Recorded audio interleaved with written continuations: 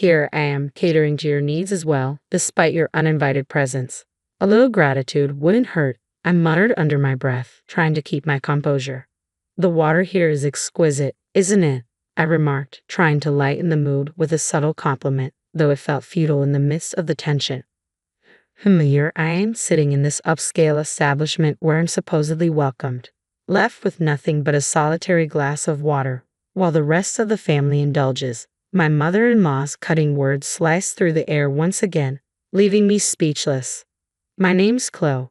Fresh out of college, I dove headfirst into the corporate world, dedicating myself to sales ever since. Despite my achievements, my parents incessantly badger me about settling down. Succumbing to their persistent pleas, I reluctantly signed up for a matchmaking service at the age of 37. I married Ricky, who happens to be 5 years my junior, thinking it would ease my parents' worries. Little did I know, a sudden trial awaited us. Ricky's company folded amid an economic slump. Thankfully, between our combined incomes and my prudent savings, we managed to weather the storm. I encouraged Ricky to take on the role of homemaker temporarily until he secured another job. Admittedly, his domestic skills leave much to be desired, but having someone manage the household while I support us financially is a relief. Despite my extra effort and overtime to enhance sales materials and earn performance bonuses, months passed with no sign of Ricky's willingness to re-enter the workforce. When I suggested he consider part-time work, Ricky brushed it off, deeming it unsuitable for his future aspirations. As time wears on, Ricky grows increasingly agitated whenever I broach the subject of his job search. While he may appear unperturbed, still receiving unemployment benefits, his prolonged unemployment leaves me on edge. Eventually, Ricky begins to make demands for money, hinting that his savings from his bachelor days have evaporated. Though I never knew the extent of his savings, his post-marriage spending habits seemed extravagant. Whether it was splurging on home gym equipment or indulging in the latest video games, it's evident that he wasn't prudent with his finances. Now, with his unemployment benefits exhausted, the financial burden falls squarely on my shoulders. In exchange for Ricky handling household chores, I've taken on the responsibility of covering most expenses, from rent and utilities to groceries and daily essentials, solely from my paycheck. However, I'm stretched thin, unable to provide any more financial support. Despite this, Ricky argues, I don't have a single dollar to my name. Can't you throw in a bonus every now and then? Ricky's request pushes me to my limit, and I retort sharply, I don't have an allowance either, and I simply can't afford to give more. I understand the urgency of finding a full-time job, but even a part-time job would suffice for now. We can't continue like this. Our disputes over finances have become all too common, yet they always reach a standstill. Eventually, Ricky begins receiving financial assistance from his parents, further straining my relationship with them. During a visit to his parents, my mother-in-law lectures, a wife should quietly support her husband, earn more, and allow my son his freedom. Such comments only deepen the chasm between me and Ricky's parents. One evening, Ricky surprises me with plans to dine out. Excitedly, he reveals reservations at a prestigious local restaurant, rumored to be a hidden gem. He gleefully mentions that he's booked a table for 4, including his parents. With caution, I inquire about the affordability of such a lavish restaurant. Ricky's gaze shifts momentarily before he begins to explain. To my surprise, he reveals that he had quietly taken on a part-time job. It's a brief daytime shift, and after our past disagreements about full-time employment, he struggled to find the right moment to tell me. As a gesture of apology and reconciliation, he arranged the dinner reservation at a nice restaurant. Touched by his sincerity, I accept his invitation wholeheartedly. Although I harbor numerous questions about his workplace and position, Ricky reassures me that we'll discuss it over dinner, opting to keep the details vague for the time being. Despite the lingering curiosity, the cheerful topic succeeds in lifting the weight of tension between us, if only temporarily. However, the true purpose behind the dinner becomes clear days later in a cozy private room at the restaurant, and an unexpected surge of anger grips me as I realize the reality of the situation. From the moment we set foot inside, there's an unsettling aura emanating from the restaurant staff, signaling that something is amiss.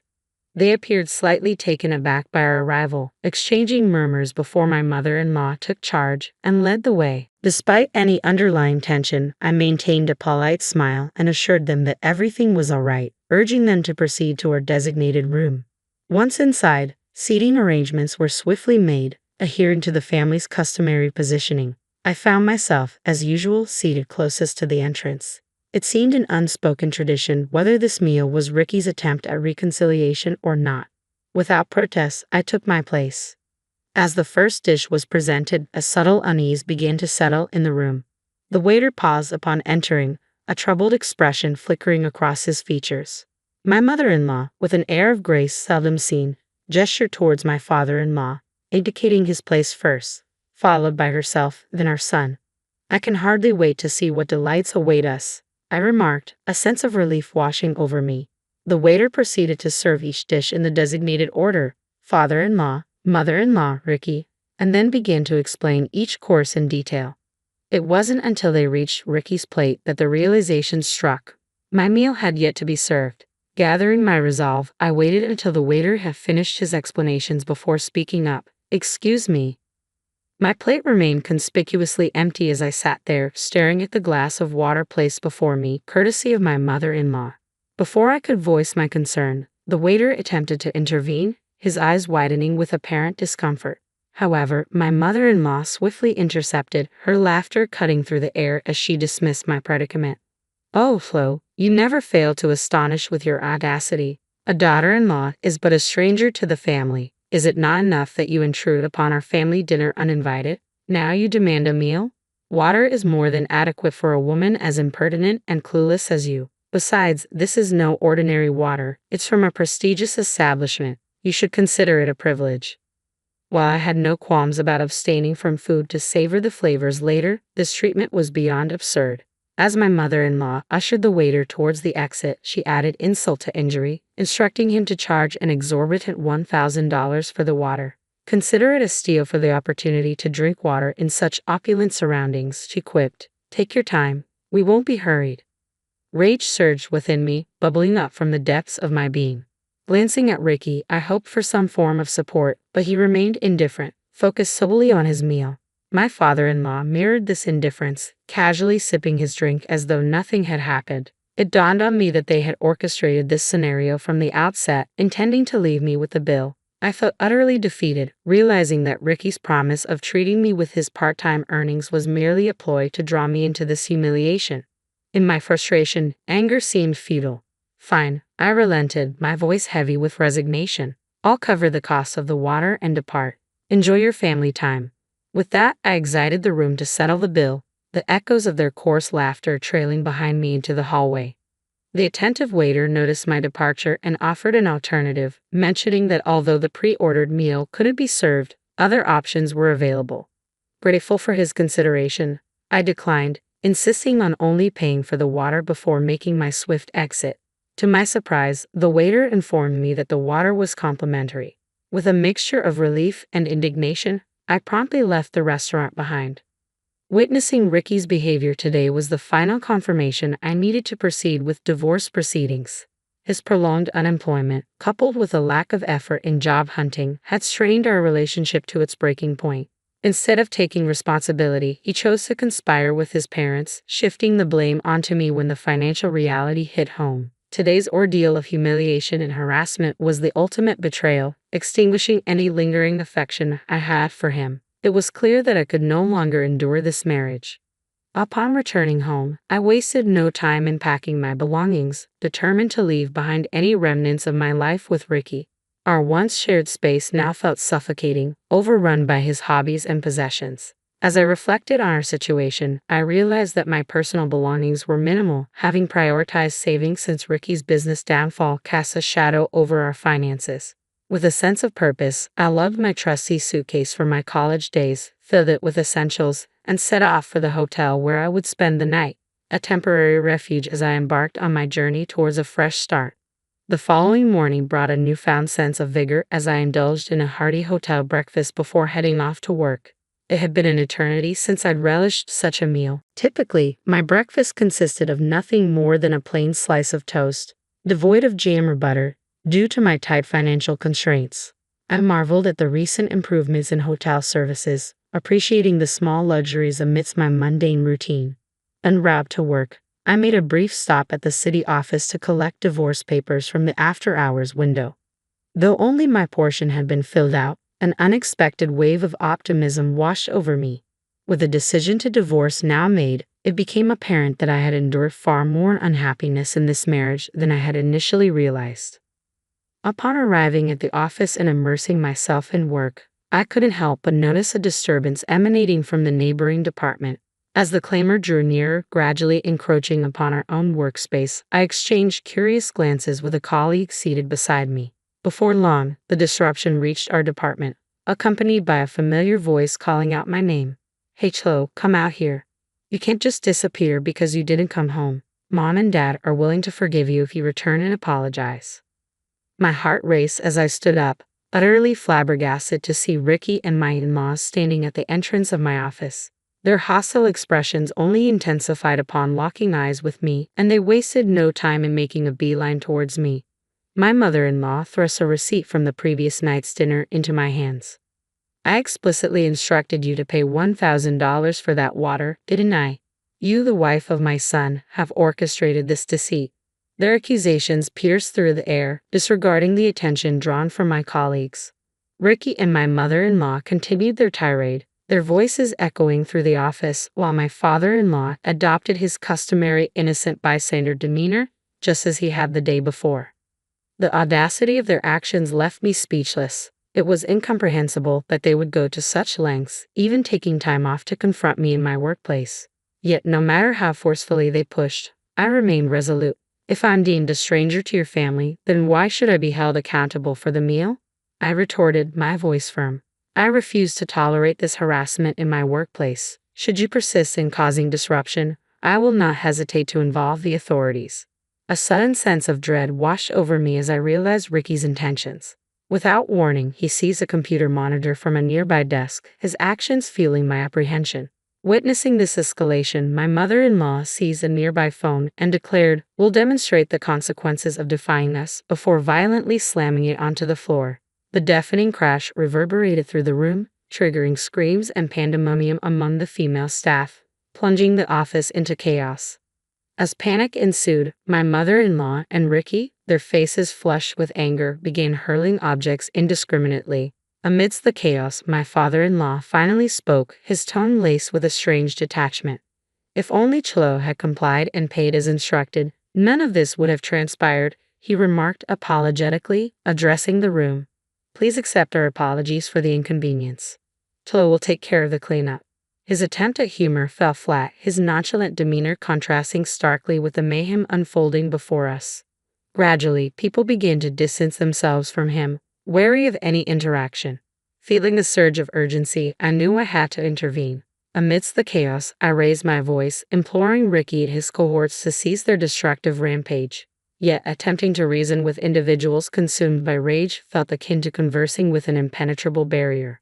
Frantically, I reached out to grab Ricky's arm in a bid to make him listen, but before I could even make contact, the situation took a dramatic turn.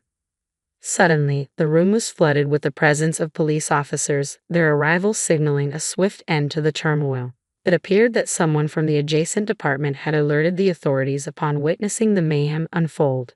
Ricky's accusatory glare pierced through the chaos, his enraged voice cutting through the cacophony. "You called the cops," he bellowed before launching a punch towards me. In an instant, 3 officers swiftly intervened, swiftly restraining him and bringing him to the ground. It was a scene straight out of a television drama as they proceeded to arrest him on the spot for assault. Later that day, a surreal convergence occurred at the police station, where the company's CEO, myself, and Ricky's parents found ourselves gathered. The company promptly filed a report detailing the property damage incurred during the chaos. Seeking legal counsel regarding the harassment and tumultuous events, I faced the challenge of substantiating certain claims, particularly regarding the incidents at the restaurant and Ricky's financial negligence.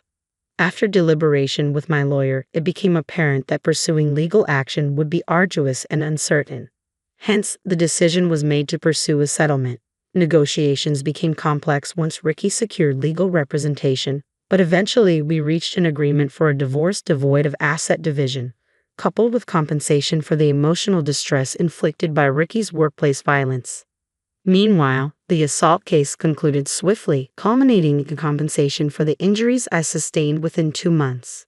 Regarding the damages incurred by the company, All legal battle seemed futile and potentially detrimental due to the risk of negative publicity.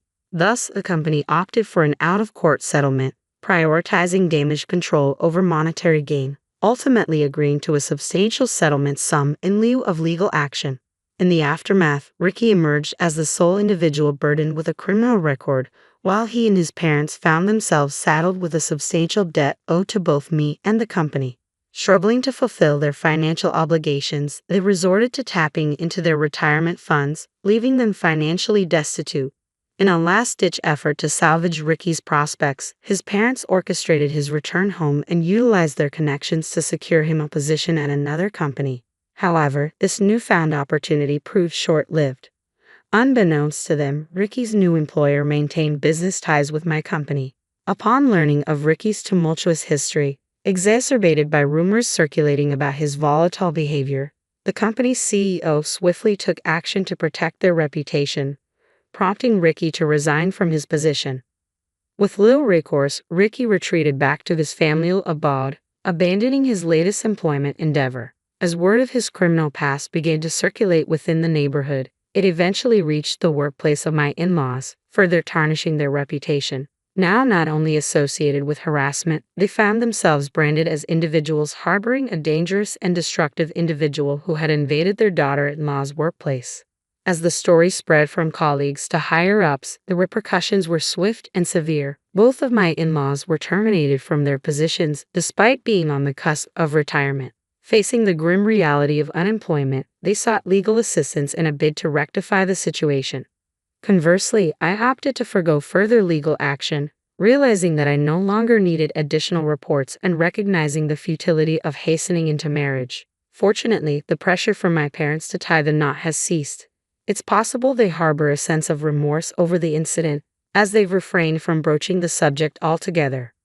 While I empathize with my parents' predicament, I can't help but feel relieved by the newfound freedom from matrimonial expectations.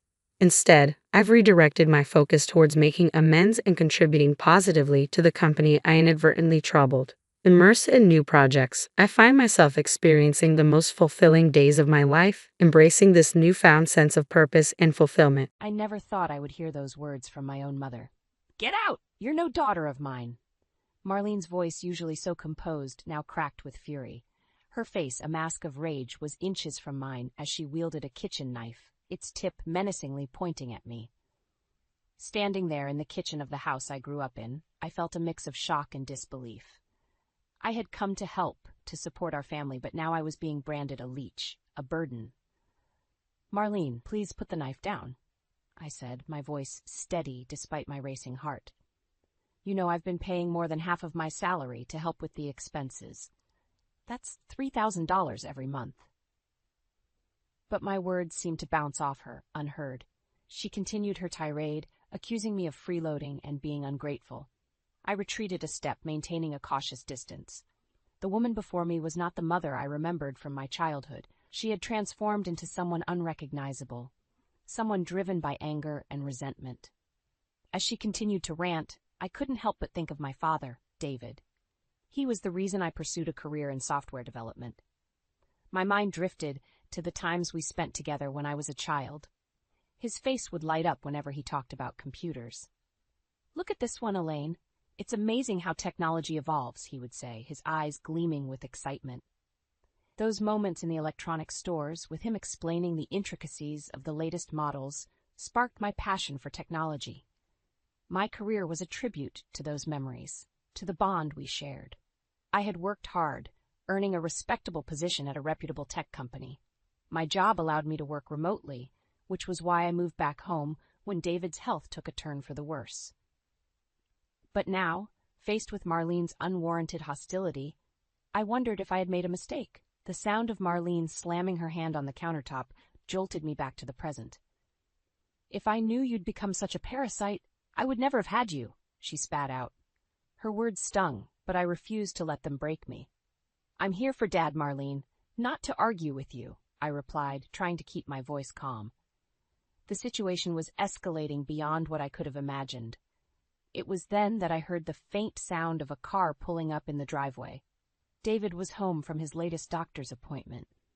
I rushed to open the front door, welcoming him and steering him away from the kitchen and Marlene's wrath. As I helped him settle down in the living room, I couldn't shake off the heaviness in my heart. The confrontation with Marlene had opened a chasm in our family, one that I wasn't sure could ever be bridged. I looked at my father, his face weary but smiling at me. In that moment, I knew I had to stay strong for him, regardless of the storm that was brewing in our once peaceful home. The hospital's sterile white walls felt cold and unwelcoming as I paced back and forth, waiting for news about David's condition. The call from Marlene had been abrupt and alarming. David's collapsed. We're at the hospital. When the doctor finally emerged, his face was somber. Your father had a stroke. We've managed to stabilize him, but he's not out of the woods yet. I felt a chill run down my spine. Can I see him? I asked, my voice barely above a whisper. In a moment, the doctor replied, but be prepared. He may have lasting effects from the stroke. As I entered the dimly lit room, I saw David lying there, frail and hooked to machines. His once strong and capable hands lay motionless by his side. I took his hand, tears welling up in my eyes. I'm here, Dad. You're going to be okay. His eyes fluttered open, and he managed a weak smile. Elaine, my girl, he murmured. I spent hours by his bedside, talking to him, reminiscing about our days exploring technology together. Every so often, Marlene would come in, her visits brief and her words few. How is he? She would ask, her tone devoid of warmth. He's fighting, Marlene. He needs us now more than ever, I would reply, hoping for some sign of compassion from her.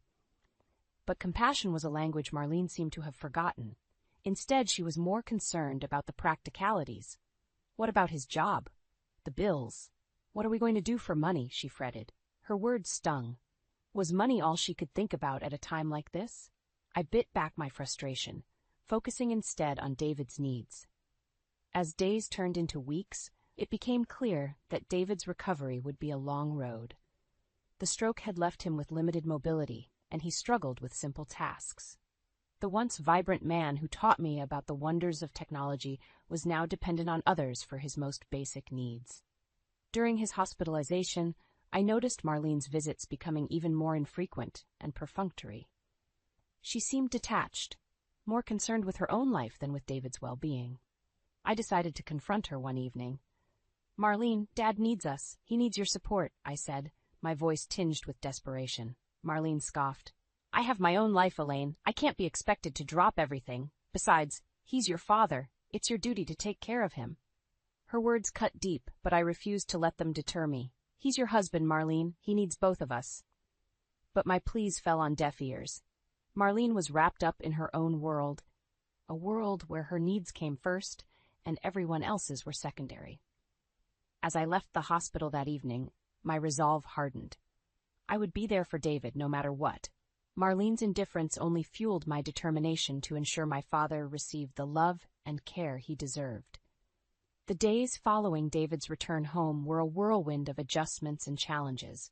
I had rearranged my life to accommodate my father's needs, balancing my demanding job with caregiving and household chores. One evening, as I prepared dinner after a long day of work, Marlene strolled into the kitchen.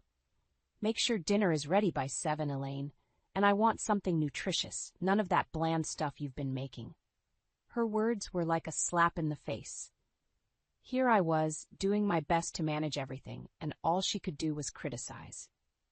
I'm doing the best I can, Marlene. I'm not just taking care of Dad, but the entire house, I snapped back, my patience wearing thin. Marlene let out a derisive laugh. You call this taking care?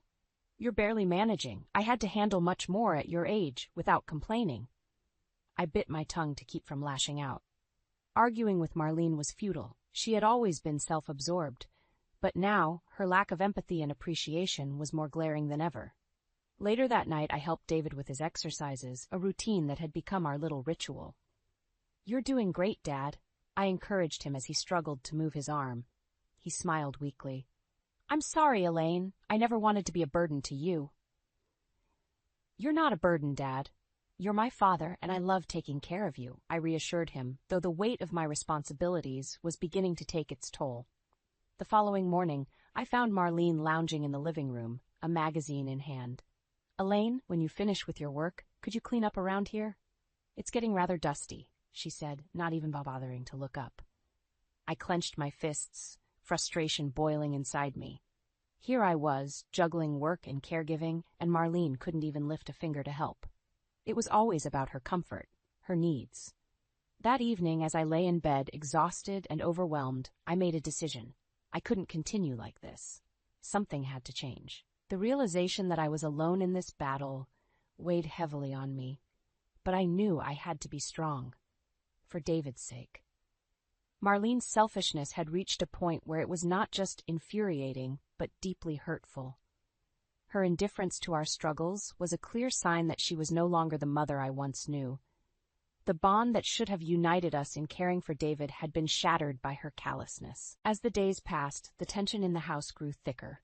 Marlene's demands became more frequent and unreasonable, while her contributions remained non-existent. The strain was becoming unbearable, and I knew I had to find a way out of this toxic environment, for both my father's and my own sanity. The discovery was accidental, yet it shattered any remaining illusions I had about Marlene. I was searching for an old photo album in my closet when I noticed the empty space where my collection of designer bags and accessories used to be. Confusion turned to horror as I realized they were all gone. Confronting Marlene was inevitable. "Did you go into my room and take my things?" I asked, my voice trembling with a mix of anger and disbelief. Marlene, lounging on the sofa with a glass of wine, didn't even bother to look up. "Your room? This is my house, Elaine. I don't need your permission to enter any room." Her nonchalant dismissal of my privacy was infuriating, but what she said next was even worse. "You had some pretty good stuff there. Sold them off for a nice sum. You should be thanking me for making good use of them." I was speechless. The audacity of her actions was beyond belief. "You sold my belongings? Those were mine, Marlene. You had no right." Marlene scoffed, finally turning to face me. "Right? I'm your mother. I have every right. Besides, it's only fair since you're living here rent-free." Her twisted logic made my blood boil. Living here to take care of Dad is not living rent-free, and what you did is theft, Marlene, plain and simple. But Marlene was unmoved. "Theft? Don't be dramatic, Elaine. I'm just taking what's owed to me. After all, I've been putting up with you and your father. That was the last straw." The woman in front of me was not the mother I grew up with. She was a stranger, consumed by selfishness and greed. Over the next few days, I struggled to come to terms with Marlene's betrayal. My sense of violation was profound. But more than that, it was the realization that she saw us not as family, but as assets to exploit. I began to plan our escape. David, despite his weakened state, was supportive. "We can't stay here, Elaine, not with her," he said one evening, his voice filled with sadness and resolve. The plan was simple, yet daunting. We would leave while Marlene was out, taking only what we needed. I found a small but comfortable apartment close to the hospital and arranged everything in secret. The day of our departure was tense. As the movers quietly packed our belongings, I watched the clock, praying that Marlene wouldn't return early. David sat in his wheelchair, a mix of apprehension and relief on his face. As we drove away from the house, I couldn't help but feel a pang of loss. This was the home where I had grown up, where I had so many memories with my father. But it was also the place where I had lost my mother. Not to death, but to something far worse: greed and indifference. In the rearview mirror, the house grew smaller and smaller, and with it, Marlene's hold on our lives. We were finally free, but the cost of that freedom was more than I had ever imagined. Our new apartment was modest, but filled with a sense of peace that had been missing for so long. As I unpacked our belongings, David watched, a look of contentment on his face. "It's good to be away from that house, Elaine. I haven't felt this relaxed in years." I smiled at him, feeling a weight lift off my shoulders. "Me too, Dad. We'll make new memories here, just the two of us." But our tranquility was short-lived. A few days after our move, I received a call from Marlene. Her voice was icy, laced with anger and disbelief. "Where are you? Why have you taken David? You can't just leave like that." I held the phone away from my ear, her shrill voice echoing in the quiet room. "You told me to leave, Marlene. So I did. Dad and I are safe and happy now." There was a pause on the other end. "You think you can just walk away, after everything I've done for you?" I clenched my jaw, fighting back the urge to yell. "Everything you've done? You mean selling my belongings? Neglecting Dad? Her response was a venomous laugh. Oh, please, you're just like your father, weak and pathetic. You'll come crawling back, you need me. But I was done being her victim. No, Marlene, we don't need you, we never did. Hanging up, I felt a mix of relief and sadness. Marlene had chosen her path, and now we were choosing ours. The following weeks were a time of healing and adjustment. David's health was slowly improving, and we settled into a comfortable routine. I found joy in the small things, cooking meals for us, watching movies together, and talking about everything and nothing. But our peace was once again shattered when I discovered Marlene had been spreading lies about us to our relatives and friends. She painted herself as the victim, abandoned by her ungrateful daughter and sick husband. I was furious. How dare she twist the truth to gain sympathy? It was time for Marlene to face the consequences of her actions. I contacted a lawyer, detailing the years of emotional and financial abuse we had endured. We want to take legal action, I told him. Marlene needs to be held accountable. The lawyer was sympathetic, but warned me that it would be a challenging case. Are you sure you want to go through with this? It will be hard, especially on your father. I looked at David, who nodded resolutely. We're sure. It's not just about us, it's about setting things right. As the legal battle began, I felt a sense of purpose. This was more than just revenge. It was about standing up to a bully, about reclaiming our dignity. Marlene fought back fiercely, her true nature revealing itself in court. Her lies and manipulations were laid bare for all to see.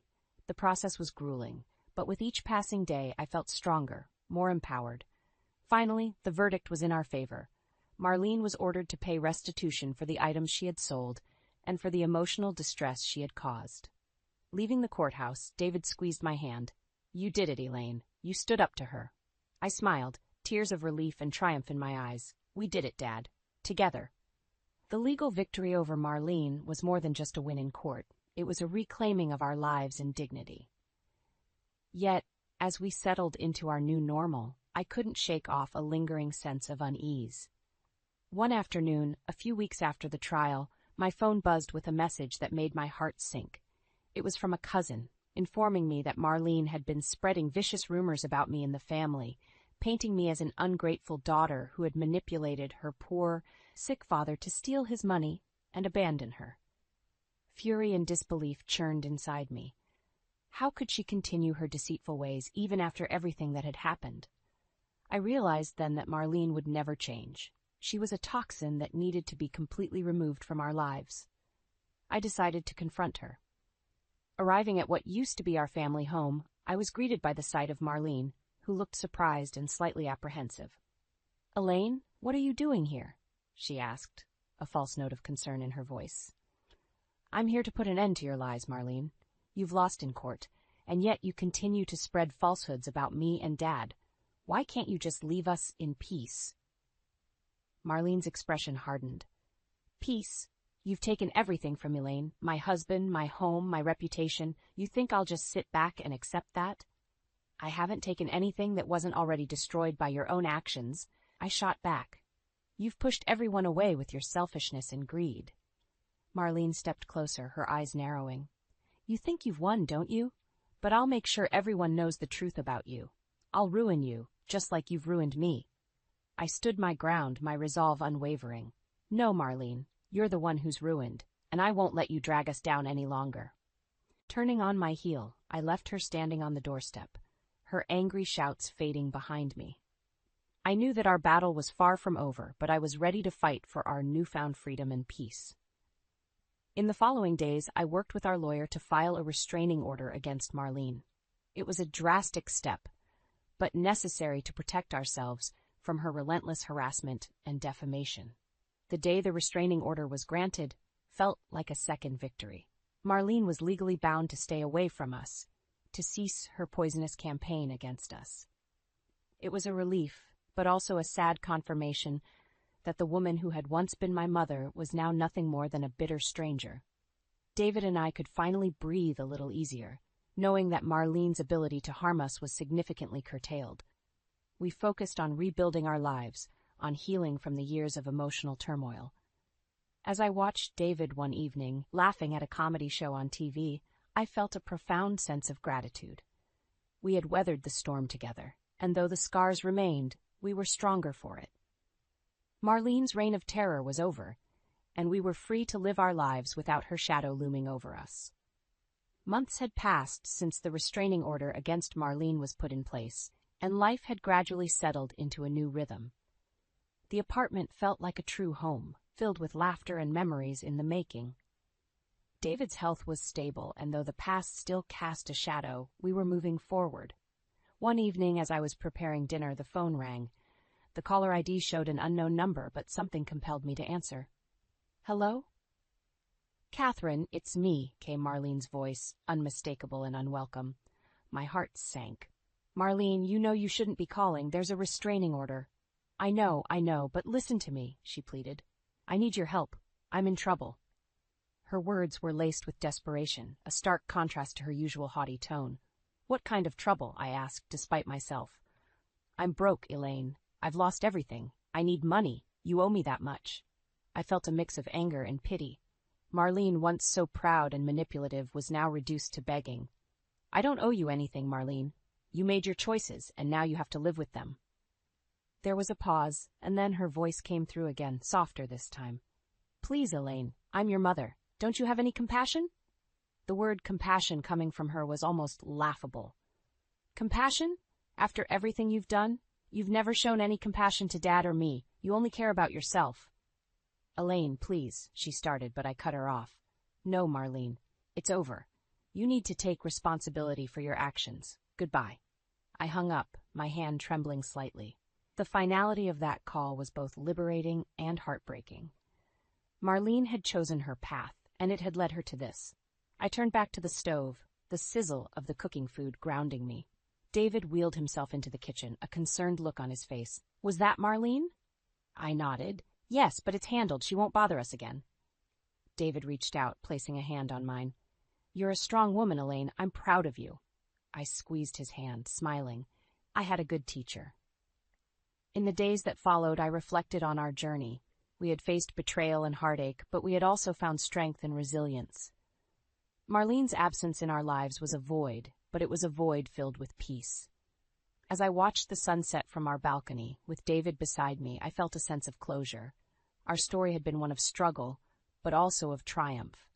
We had overcome the darkness, and now the future was ours to shape. "Here's to new beginnings." "Dad," I said, raising a glass of lemonade. "To new beginnings," he echoed, clinking his glass against mine.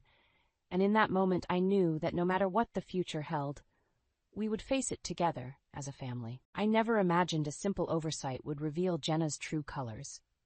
"Margaret, I forgot my wallet. Can't you just cover for me this once? You always make a big deal out of your back pain, but come on, it can't be that bad." Her words, sharp and dismissive, cut through the air between us. I stood there, aghast, not just at her forgetting her wallet again, but at her blatant disregard for my condition. "You know, Jenna, my back pain isn't just a minor inconvenience, and it's not about the money," I replied, trying to keep my voice steady despite the rising irritation.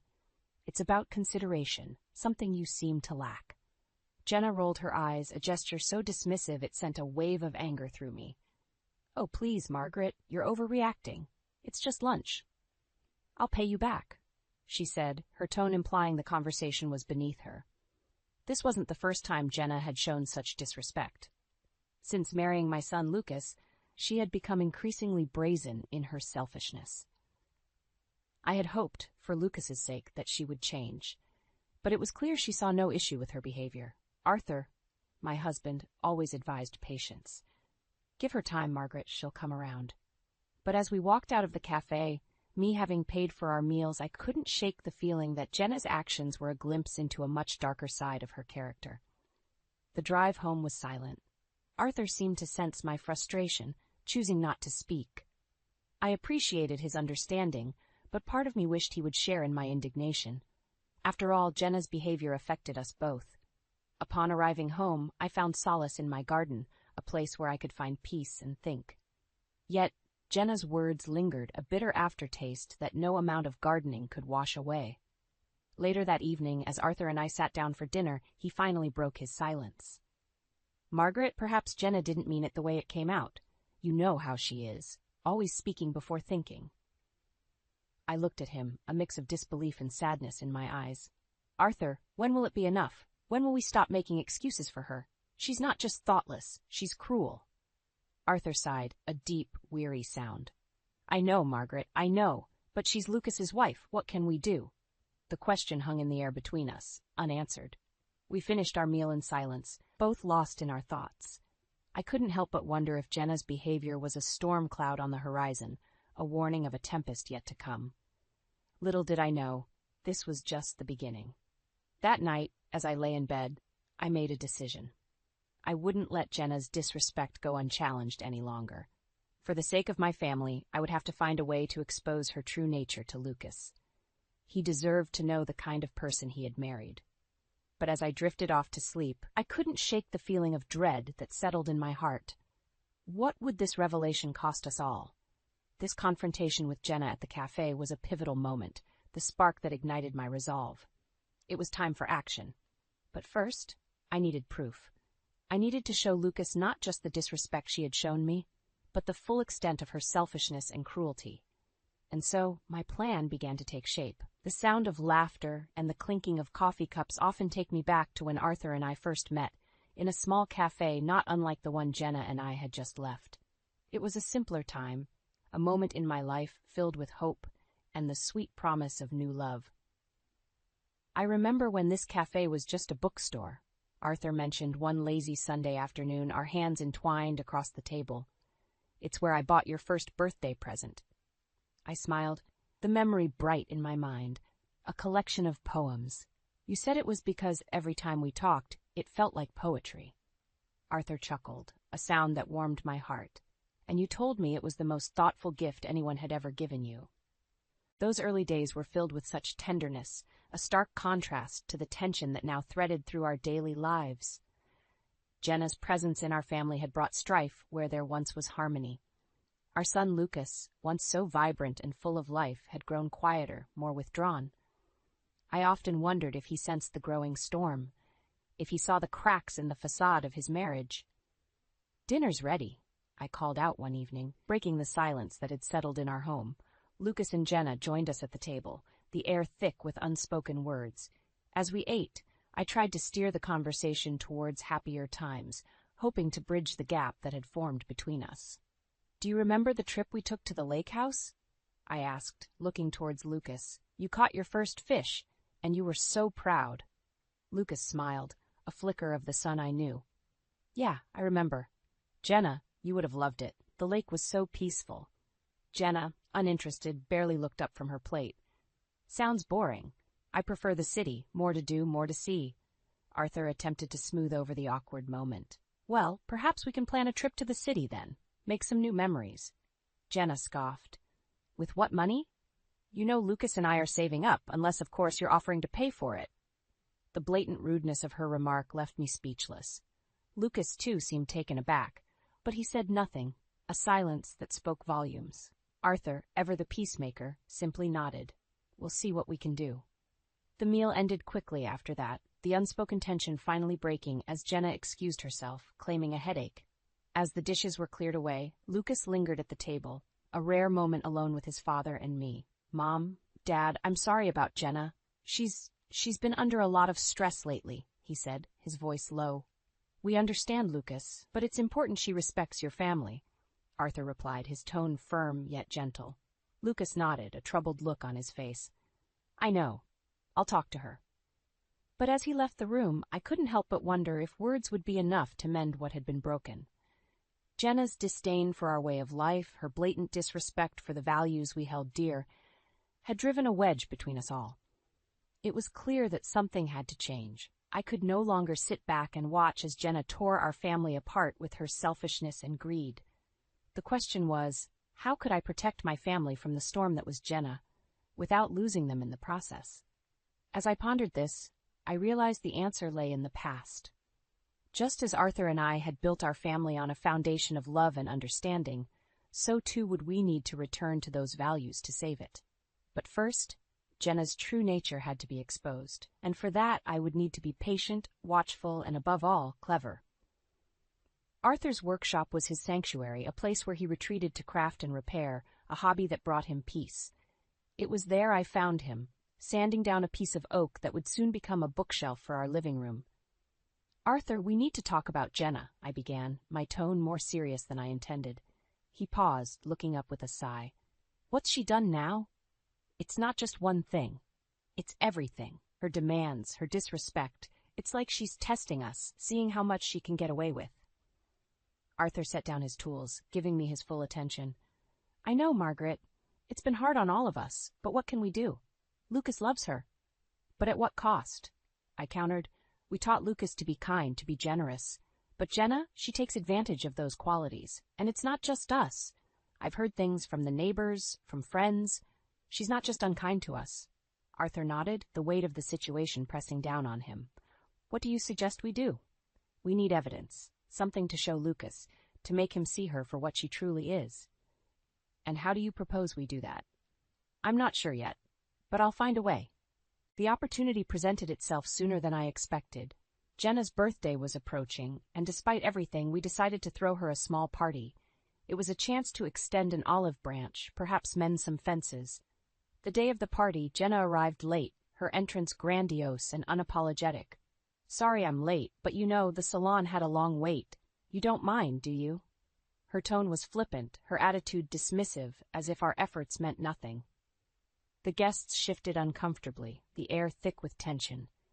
As the evening progressed, Jenna's true nature began to show. She criticized the food, the decorations, even the guests. "Is this the best wine you could afford? I would have expected something nicer from Lucas's parents." Her words were like daggers, and I saw the hurt in Arthur's eyes. This was his breaking point. "Jenna, we've welcomed you into our home, into our family. Your words, your actions, they hurt us. Is this how you treat family?" Jenna laughed, a sound devoid of warmth. "Oh, please, you're just too sensitive. I'm just being honest. Someone has to be." The room fell silent, the guests witnessing the unraveling of a family. It was then I realized this was the evidence we needed. Not through hidden means, but in plain sight. Jenna had exposed herself. As the party ended and the guests left, Lucas approached us. His face was a mix of embarrassment and apology. "Mom, Dad, I don't know what to say." "You don't need to say anything, Lucas. We're your family. We just want what's best for you," Arthur said, his voice steady. But I knew it wasn't enough. Seeing and acknowledging Jenna's behavior was one thing, taking action was another. That night, as I lay in bed, my mind raced with plans and possibilities. Jenna's behavior at the party was just the tip of the iceberg. To protect Lucas, to save our family, I needed more than just words. I needed a plan, a way to expose Jenna's greed and selfishness once and for all. And as dawn broke, a plan began to take shape. A plan that would require patience, precision, and a bit of subterfuge. Jenna had shown her true colors, and now it was time for her to face the consequences. The morning of our anniversary, Arthur and I woke to a silence that hung between us like a heavy curtain.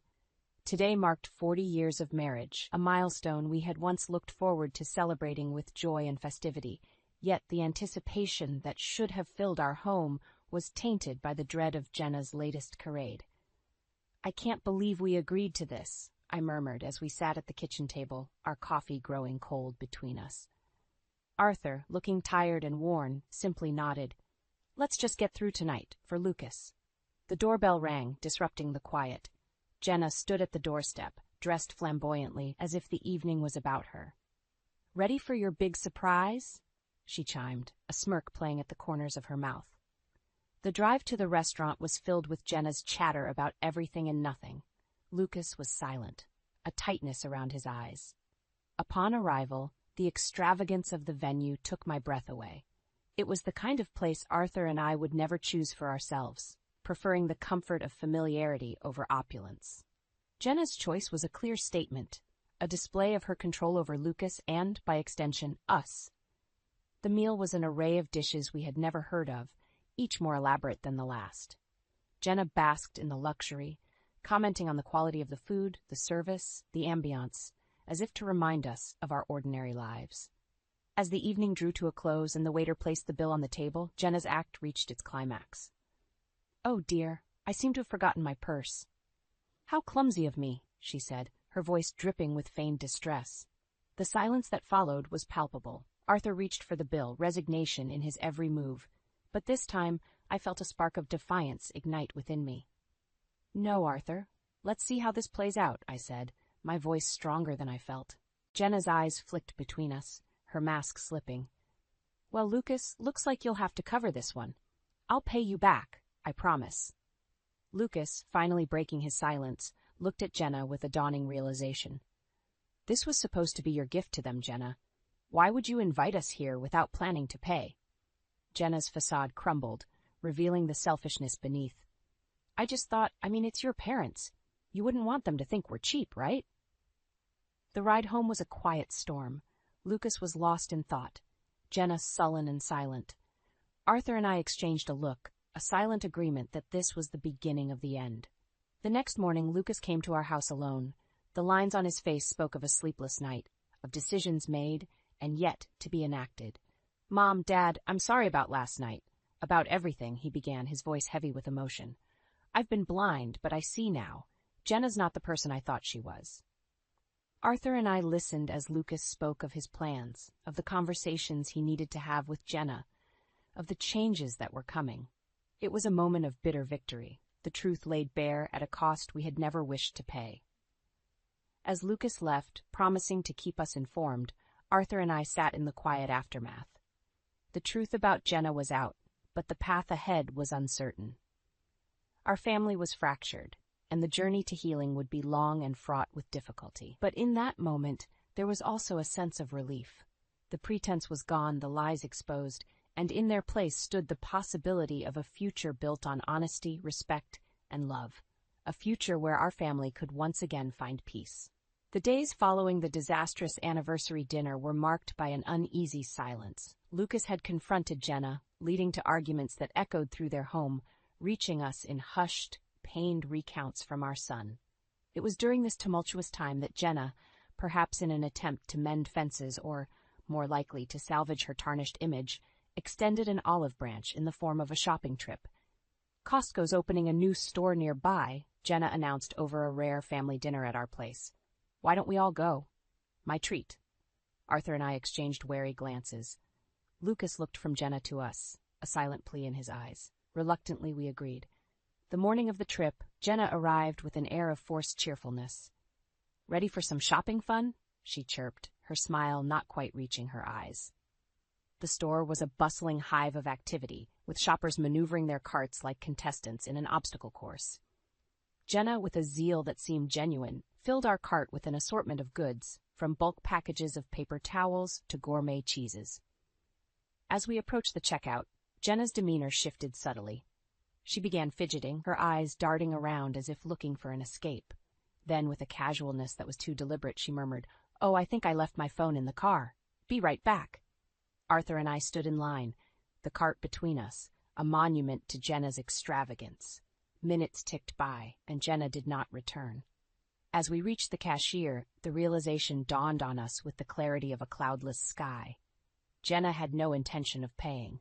The cashier, a young woman with a polite smile, scanned the items one by one, the total climbing with each beep. Arthur reached for his wallet, but I placed a hand on his arm, stopping him. "Wait," I said, loud enough for those nearby to hear. This was supposed to be Jenna's treat. Let's not take that away from her. The line behind us grew restless, murmurs of impatience filling the air. Lucas, caught between loyalty to his mother and the wife he was beginning to see through, looked at me with wide, understanding eyes. "I'll go find her," he said, his voice tinged with embarrassment. But Arthur and I knew there was no point. Jenna had made her play, and it was time for us to make ours.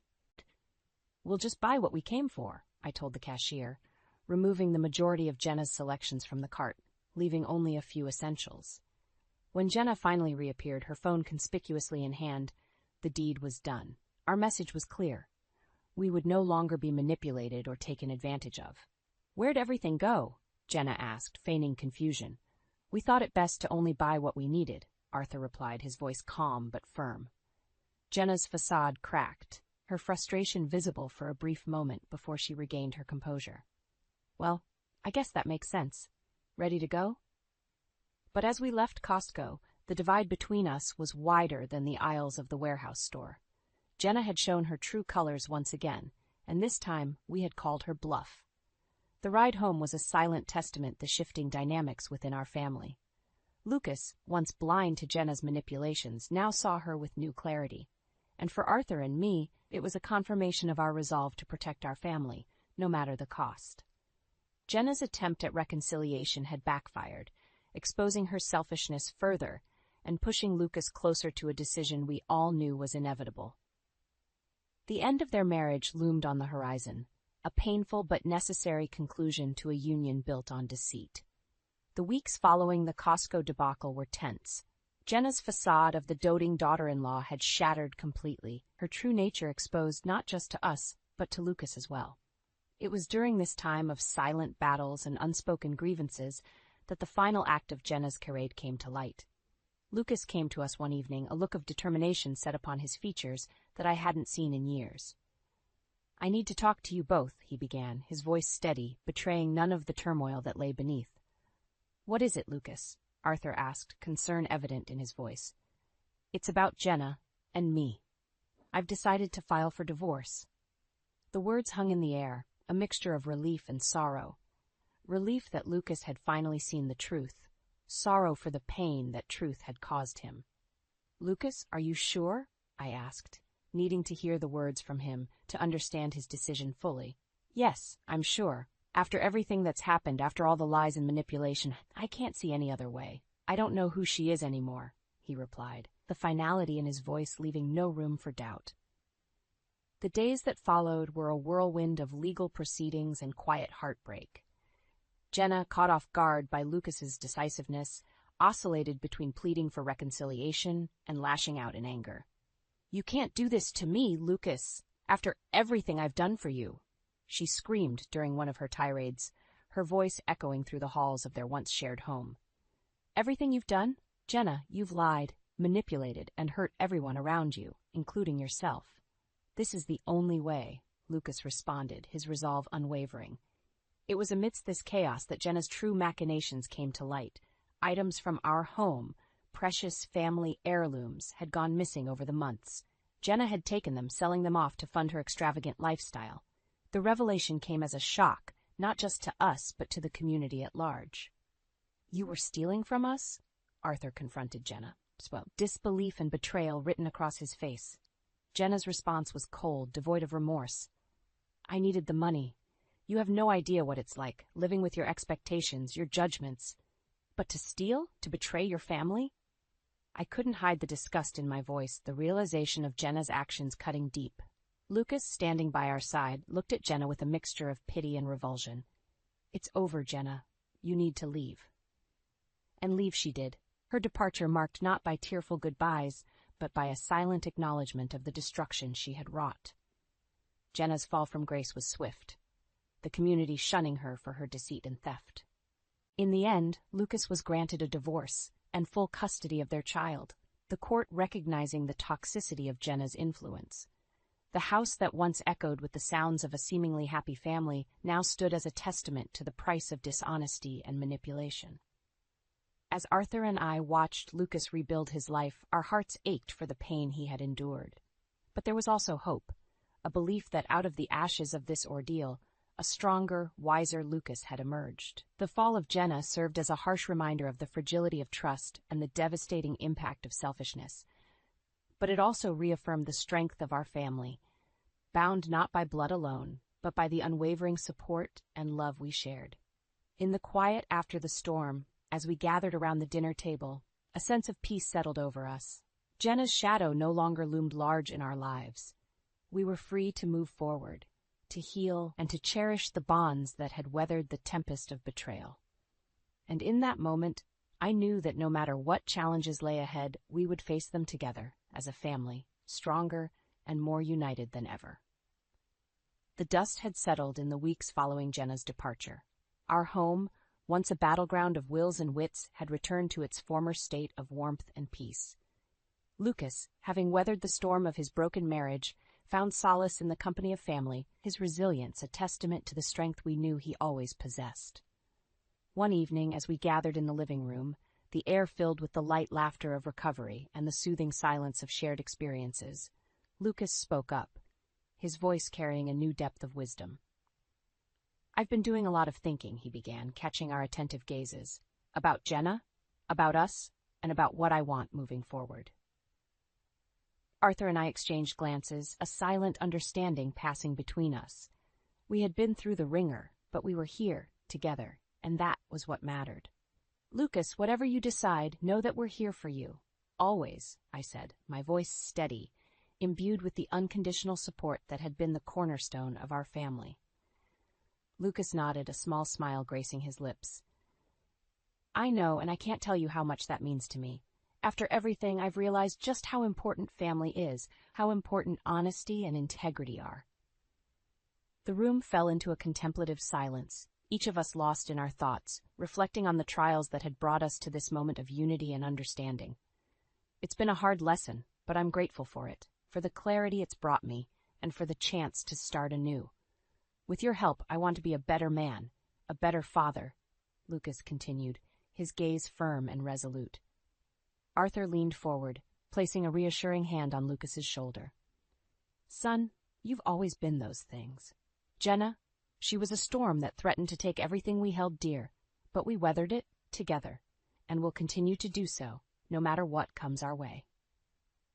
The affirmation was a balm to the wounds left by Jenna's betrayal, a promise of continual support and love.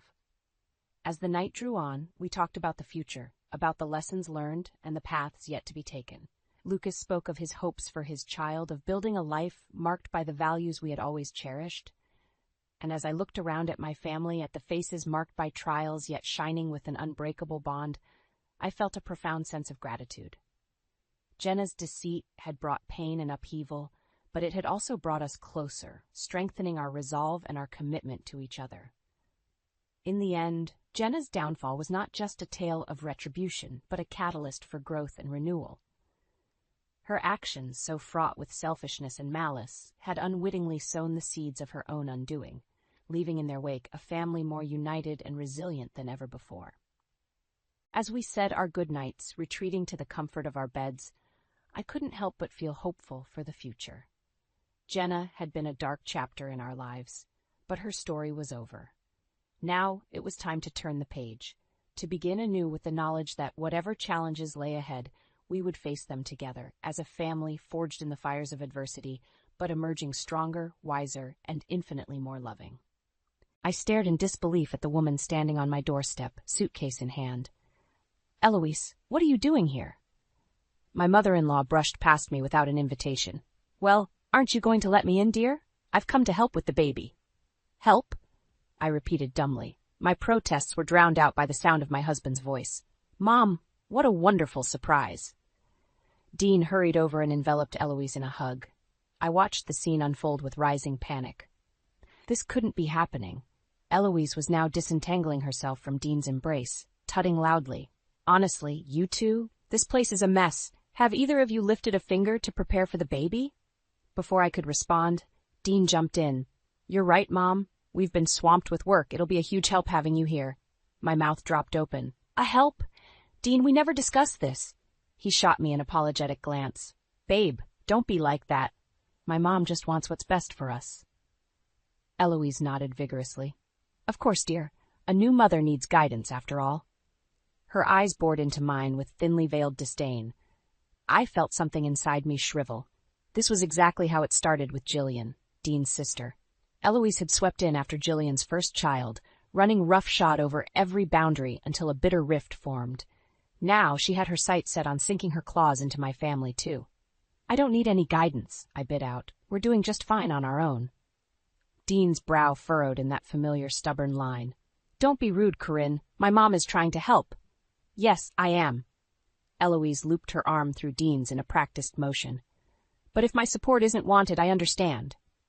Her gaze slid to me, eyes glistening with artificial hurt. I clenched my jaw, fury warring with desperation. I knew how this game ended. If I held my ground, I'd be the vilified one, the ungrateful daughter-in-law who shamed her devoted husband by rejecting his loving mother's overtures. When Dean's pleading expression joined the fray, I felt the last of my resistance crumble. Fine, I gritted out.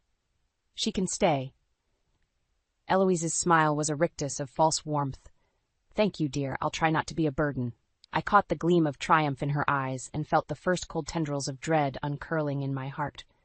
By allowing Eloise across the threshold, I'd granted her a foothold, and I had the terrible feeling she wouldn't relinquish it without one hell of a fight. True to her word, Eloise was indeed a burden from the moment she arrived. Within days, she had critiqued everything from my housekeeping to my wardrobe. "Really, Corinne, you're going to wear that? It does nothing for your figure."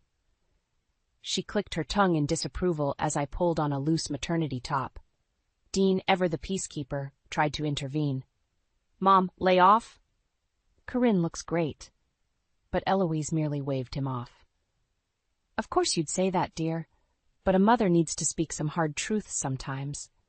Her eyes bored into me again with that familiar disdain. I bit back the urge to snap at her, knowing it would only make me the vilified one in Dean's eyes. I felt the old anger and hurt churning in my gut, the same volatile stew I'd fought so hard not to inflict on my own mother. The final insult came a few days later when I caught Eloise clearing out space in the nursery closet. "What are you doing?" I demanded, my tenuous hold on civility fraying. Eloise didn't even turn around. "Just making room for a few necessities, dear. You can't raise a baby in this pigsty." White, hot fury propelled me forward until I was right behind her. "Those are my things! You can't just throw them out!" "Oh." Eloise arched one perfectly groomed brow. "And where, pray tell? Were you planning to put the changing table? The crib?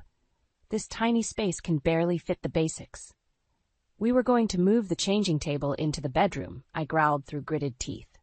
Eloise tutted again, that same infuriating noise. "Don't be ridiculous. You'll both need your rest. Keeping the baby in your room will only lead to squabbling and sleep deprivation." "It's our baby." The words burst from me like shrapnel. "We'll raise it how we see fit."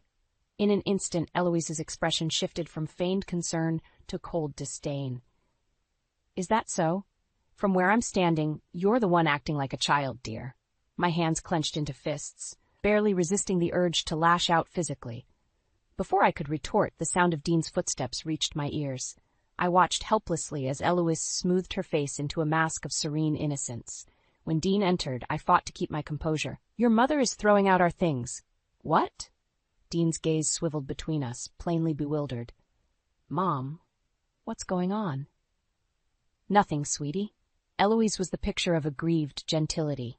"I was merely trying to make some space, but if Corinne would rather the baby sleep in squalor—" "That's not what I said." I could hear the shrillness in my own voice. Dean held up his hands in a placating gesture. "Hey, let's all just take it easy, okay?" The sickly sweet smile was back as Eloise laid a hand on his arm. "Of course, honey, you know I only want what's best for you both." In that moment, I saw it all too clearly. Her maddening gaslighting, her manipulation of Dean's emotions to undermine me. Her flagrant disrespect for any boundaries I tried to set. This was why Jillian's family had cut ties. And if I didn't do something soon, Eloise would drive the same explosive wedge into my own marriage. A few days later, I escaped to my friend Maya's house, needing a break from the suffocating tension. "I just don't know what to do," I vented as soon as she opened the door. "Eloise is driving me crazy. She questions everything I do, oversteps every boundary." Maya ushered me inside, her expression one of sympathy. "That's awful, Corinne. Why don't you just kick her out?" "I've tried." I sank onto her sofa with a groan. "But Dean refuses to see how toxic she is. He's completely under her spell." Shaking her head, Maya sat beside me. "Men can be so oblivious when it comes to their mothers. Have you tried talking to him again?" "Yeah, and it's always the same thing. She means well, Corinne. Don't be so hard on her." I threw up my hands in frustration. Meanwhile, Eloise acts like a sweet little angel whenever he's around. "That manipulative witch," Maya muttered. I nodded miserably. "Exactly. And the worst part is, she's already turning this pregnancy into a total nightmare. Can you believe she invited people over for some stupid baby prep party without even asking me?" Maya's eyes widened. "She didn't." "Oh, she did." My jaw clenched at the memory. "Just barged into the kitchen, announcing it like it was a done deal. I've invited the Hendersons and the Wilsons to come over this Saturday to help get things ready." Maya shook her head slowly. "That's a major violation of privacy, not to mention safety concerns with strangers in your home." "Tell me about it." I laughed bitterly. When I tried protesting, Eloise turned it around like I was the rude one, putting up roadblocks instead of embracing the village that was coming together for us. That's insane. Maya's eyes flashed with anger. She can't just appropriate your pregnancy like that. According to her, she absolutely can. When Dean backed her up on it, I trailed off, feeling defeated all over again. Maya's hand found mine, giving it a comforting squeeze. Hey, you can't let her get away with steamrolling you like this. That's exactly what she wants. Her words struck a chord. Eloise did want to dominate me, to usurp control over every aspect of my life under the guise of helping. Anger flared in my chest, burning away the hopelessness. You're right, I said, jaw set with new determination. I can't just roll over for her insanity. Enough is enough. Maya grinned fiercely. So what's the plan? 100 possibilities flickered through my mind, each more outrageous than the last. But one in particular made me pause. A half-formed scheme taking root. Actually, I said slowly, I might have an idea. A few days after my visit with Maya, the final straw came in the form of a shattered vase. I returned home from running errands to find Eloise rummaging through my closet again. Clothes and shoes were strewn everywhere. What the hell is going on here? I demanded, hands clenching into fists. Eloise didn't even turn around. Such language, Corinne. Hardly befitting for a mother. Befitting? I echoed, anger making my voice tremble. How about basic privacy and respect? That got her attention. Eloise swiveled to face me, mouth pinched in displeasure. Don't be so dramatic, dear. I was merely trying to clear out some space. By destroying my closet? Those are my things. Clutter and chaos, more like. She sniffed disdainfully. You'll thank me once the nursery is ready. Something inside me snapped at her sheer entitlement. Get out, I bit out through gritted teeth. Get out of my house right now. Eloise's eyes went wide with unconvincing hurt. Corinne, surely you don't mean... I mean it, I overrode her sharply. You've overstayed any welcome you might have had. Pack your things and leave. For a moment, she seemed taken aback by my vehemence. But her recovery was swift, lips curling into a disdainful smile. You poor, deluded girl. You honestly believe you have any authority here? Her tone was laced with patronizing pity. This is my son's home, and whether you like it or not, I'll always have a place in it. White-hot fury lanced through me. Before I could retort, the sound of shattering glass rent the air as my foot knocked over a vase. Eloise's hand flew to her mouth in theatrical dismay. You clumsy child! Those were antique Venetian, you foolish girl. I opened my mouth, any remaining respect I'd harbored for this woman withering on my tongue. But it was Dean's voice that cut through the tension. What's going on? I heard a crash. He took in the scene with bewildered eyes, the clothes strewn everywhere, my flushed cheeks, Eloise's look of carefully crafted dismay. Before I could say a word, she pounced. Oh, sweetie, it was simply dreadful. I was only trying to help organize a bit, and Corinne just flew into a rage. What? I choked out. That's not... Shattered that priceless vase your grandmother left me in a fit of uncontrolled temper. Eloise went on, tears welling artfully in her eyes. I did not. I turned desperately to Dean. She was going through my things again without permission. But the damage was done. Dean's expression was a kaleidoscope of conflicting emotions, disappointment, anger, hurt, all directed at me. That's enough, he said lowly. We'll discuss this later. Mom, why don't you go lie down? With a tremulous sob, Eloise nodded and exited the room. I was left alone with Dean, suddenly bone-weary under the weight of his stony glare. Well, he prompted after a stilted silence. What do you have to say for yourself? I opened my mouth, 1,000 recriminations on my tongue. But in that moment I knew no defense would be enough to sway him. Dean was too entrenched in his blind support of his mother. My shoulders sagged in defeat. What was the point of fighting a war I couldn't win? That night, as I lay awake in bed, the first flickers of another strategy began taking shape. If shouting matches and explosive confrontations failed, perhaps a more subtle approach was needed. Eloise wanted to undermine me? Well, two could play at that game. Only this time I'd strike with stealth and cunning rather than blunt force. After all, she'd taught me well in the art of deception and revenge. The next morning, I awoke with a newfound sense of purpose. As Eloise swept into the kitchen, serene as ever, I forced a placating smile. Good morning, I'm so sorry about my outburst yesterday. The pregnancy hormones, you know. I let out a self-deprecating chuckle. Eloise's eyes narrowed fractionally before she smoothed her features. Well, I certainly understand how unsettling this transition can be, dear. Exactly. I nodded in agreement. Which is why I'm so grateful to have your guidance. You're absolutely right. I need to start nesting and embrace the village rallying around us. Her smugness was palpable, suspicion forgotten. I'm pleased you've finally come to your senses.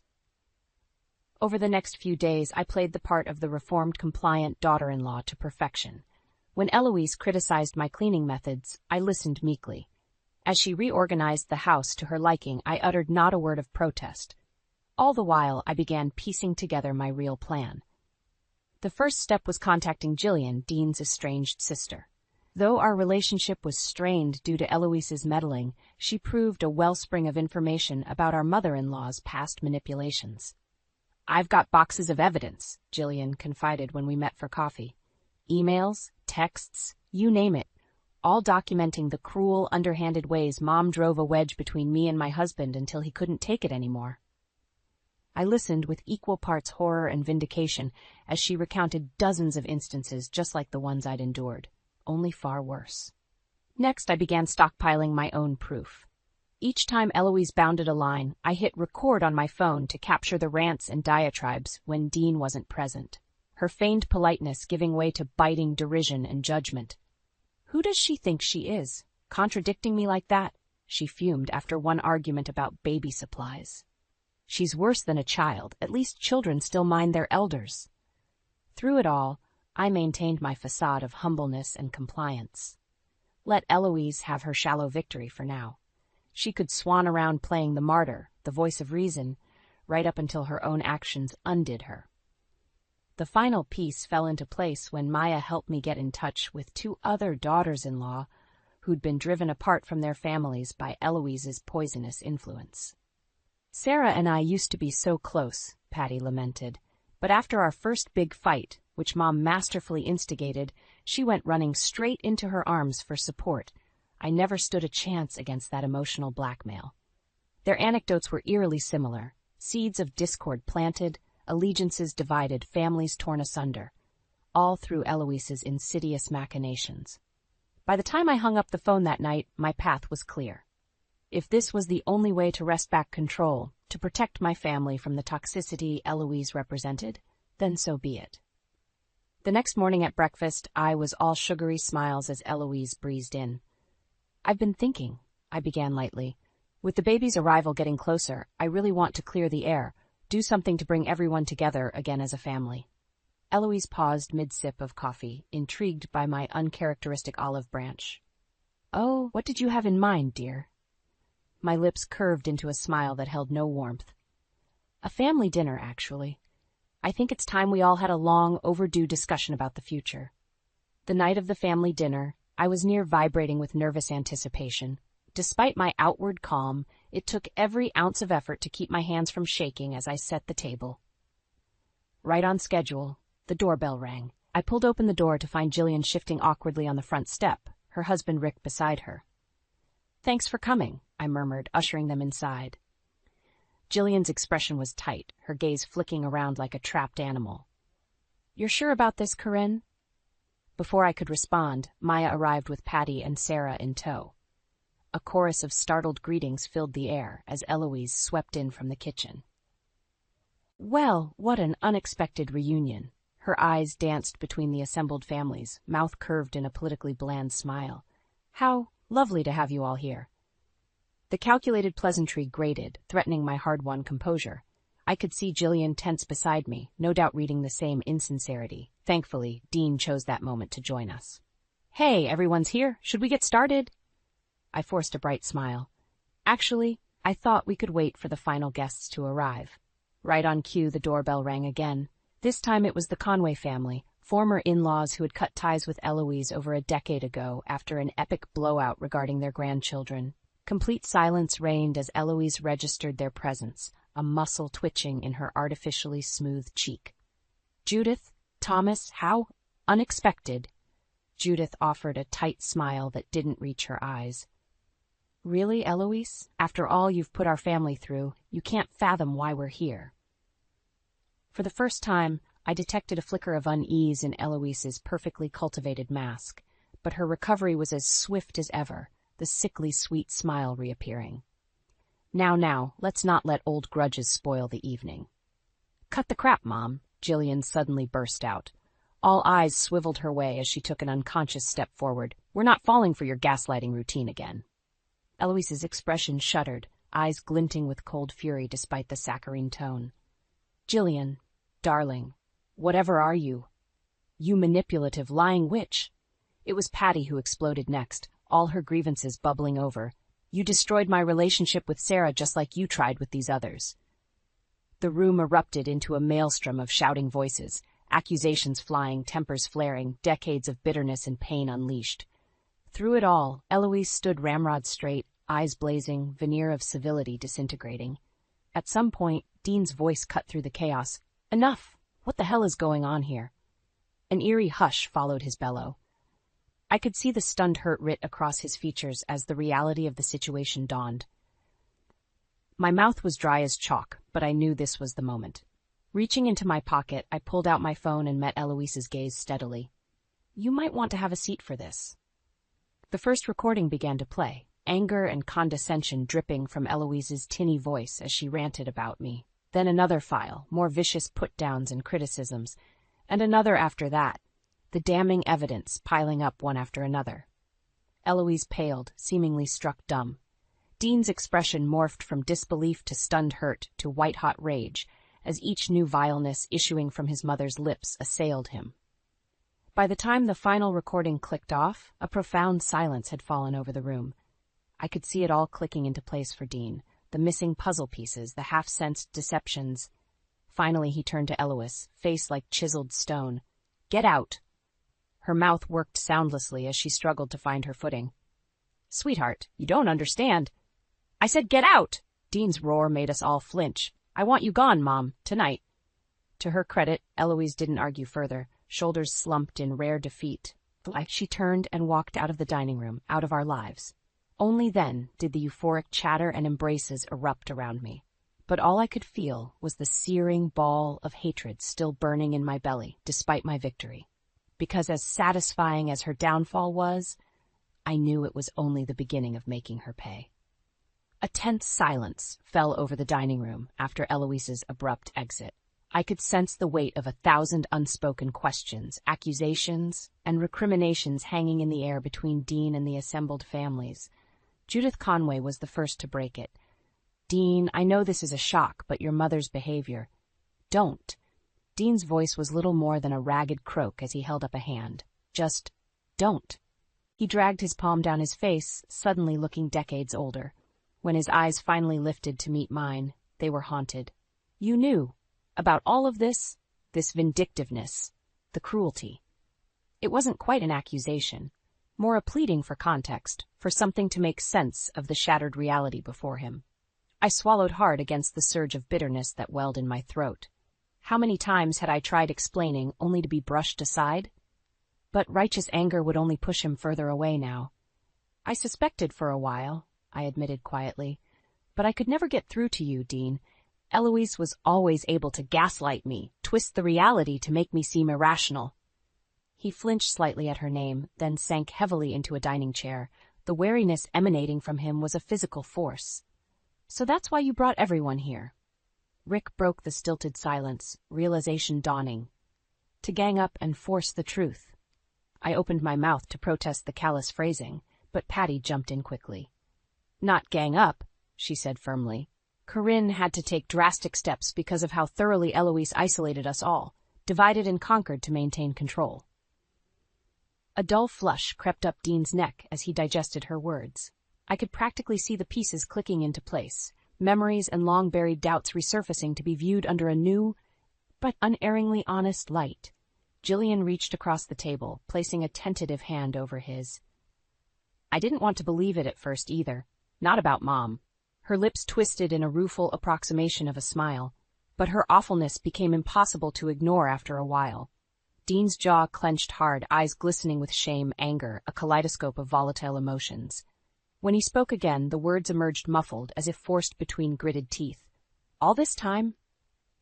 The horrible things she said about you. His haunted gaze found mine again, as the gravity of his betrayal seemed to crash over him in waves. While I just stood by and let her, a pregnant pause lingered as the accusation remained unspoken. In that moment, I could have lashed out, unleashed the full fury of my spite and grievances upon him. But something in his ravaged expression stayed my tongue. Because as righteous as my anger burned, his anguish ran equally deep. My husband had been gaslit, masterfully manipulated by a toxic parent, just like the others in this room. His world had been upended as thoroughly as mine once was. So instead of dealing further blows, I rose and crossed to where he sat, slumped. Ignoring the others' questioning stares, I reached out and drew his head against my stomach, cradling him against the swell of my pregnancy. "It's gonna be okay," I murmured, feeling his ragged breaths against my abdomen. "We're gonna be okay." Dean stiffened for a moment, then seemed to melt into my embrace like a marionette with its strings cut.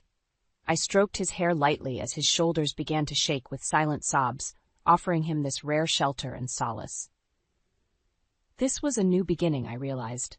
One built on a foundation of brutal truth, but truth nonetheless.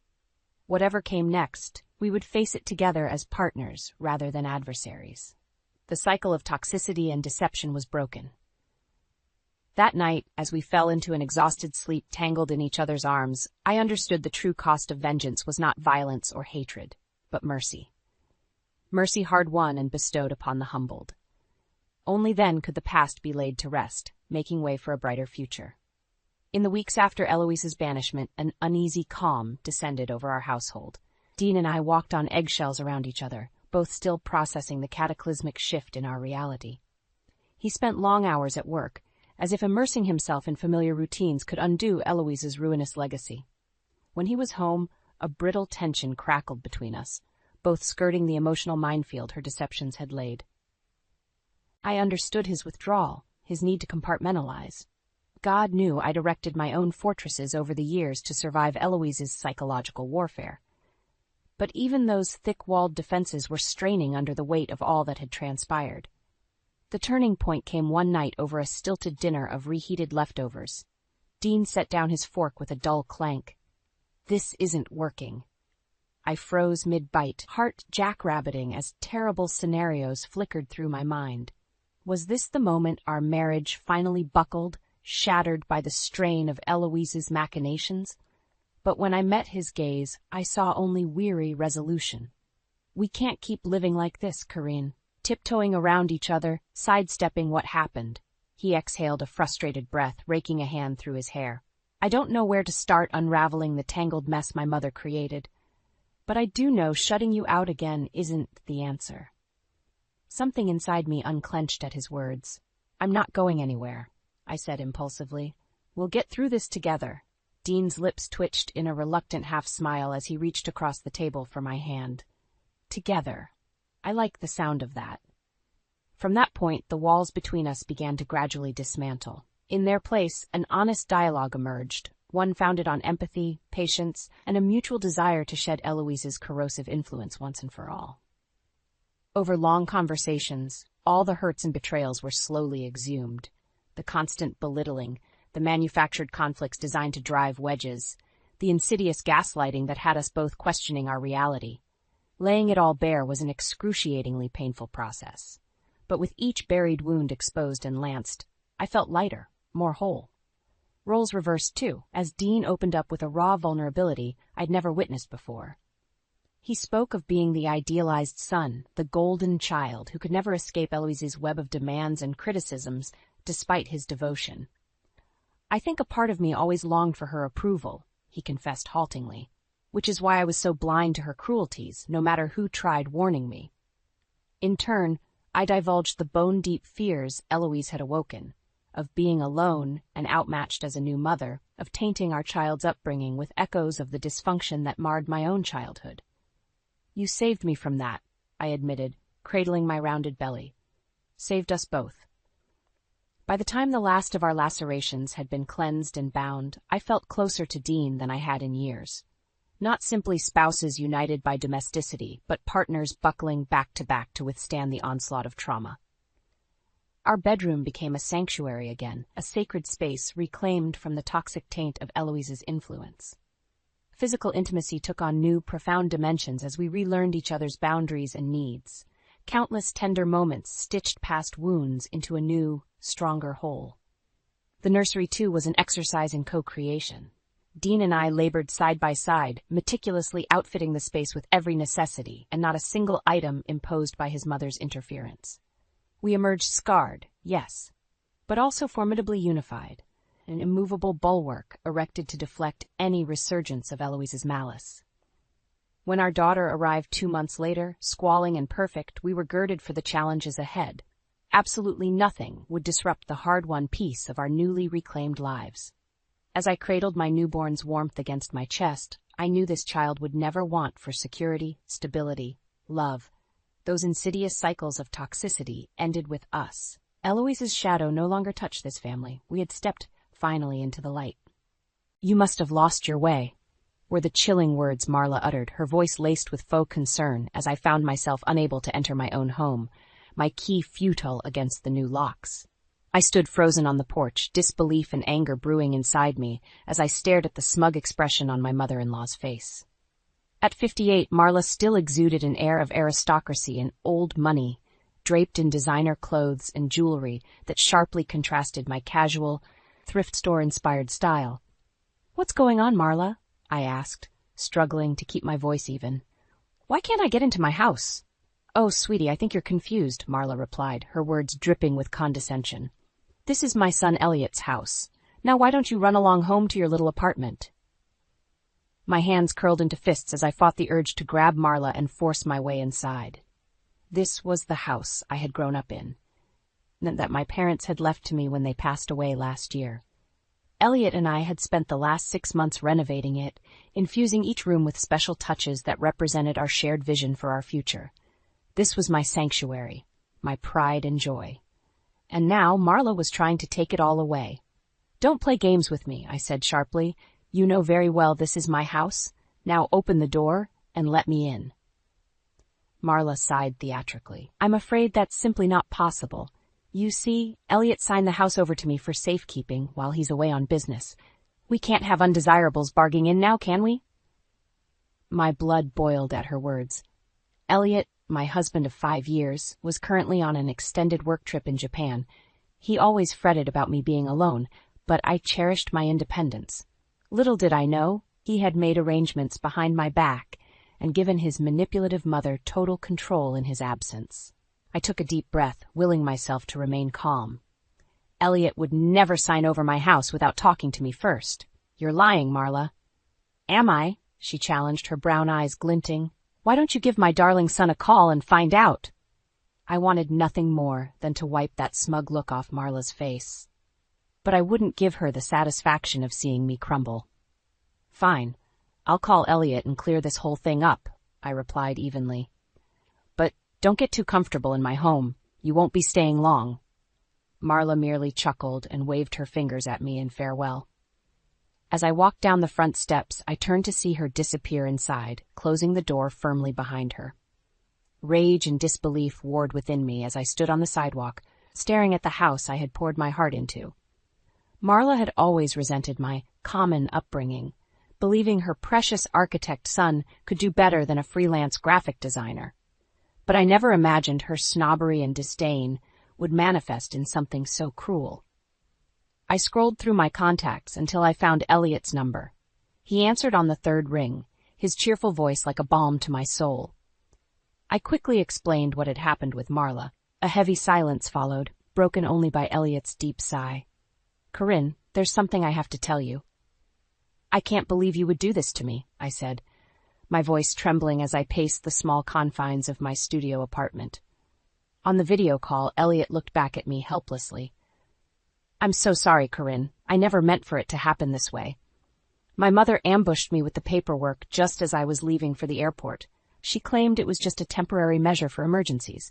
I didn't realize she had other plans." I raked my fingers through my hair in frustration. "Your mother has always hated me. How could you think giving her any control over my house was a good idea? You're right, I messed up, Elliot admitted. I let my mother manipulate me and you're paying the price. I sighed, my anger dissipating. I knew Marla's conniving ways all too well. Well, it's done now. We need to focus on getting my house back. I'll be home as soon as I can. We'll sort this out, I promise, Elliot replied. We said our goodbyes, and I sank down onto my lumpy mattress, wondering how I had gone from renovating my childhood home to being effectively homeless in just one day. Over the next few days, I settled into a routine. Each morning, I stopped by the house, knocking loudly despite knowing Marla wouldn't let me in. I needed her to know I wasn't going anywhere. Afternoons were spent at coffee shops, using their Wi-Fi to work on freelance design projects. Evenings were reserved for takeout food and strategizing my next moves with my friend Julia over the phone. Nearly a week had passed when I returned to the house one morning to find the front door unexpectedly ajar.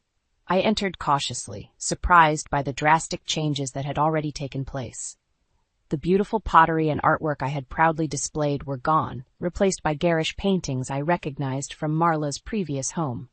My cozy, bohemian furnishings had disappeared, swapped for stiff, antique pieces that exuded cold formality.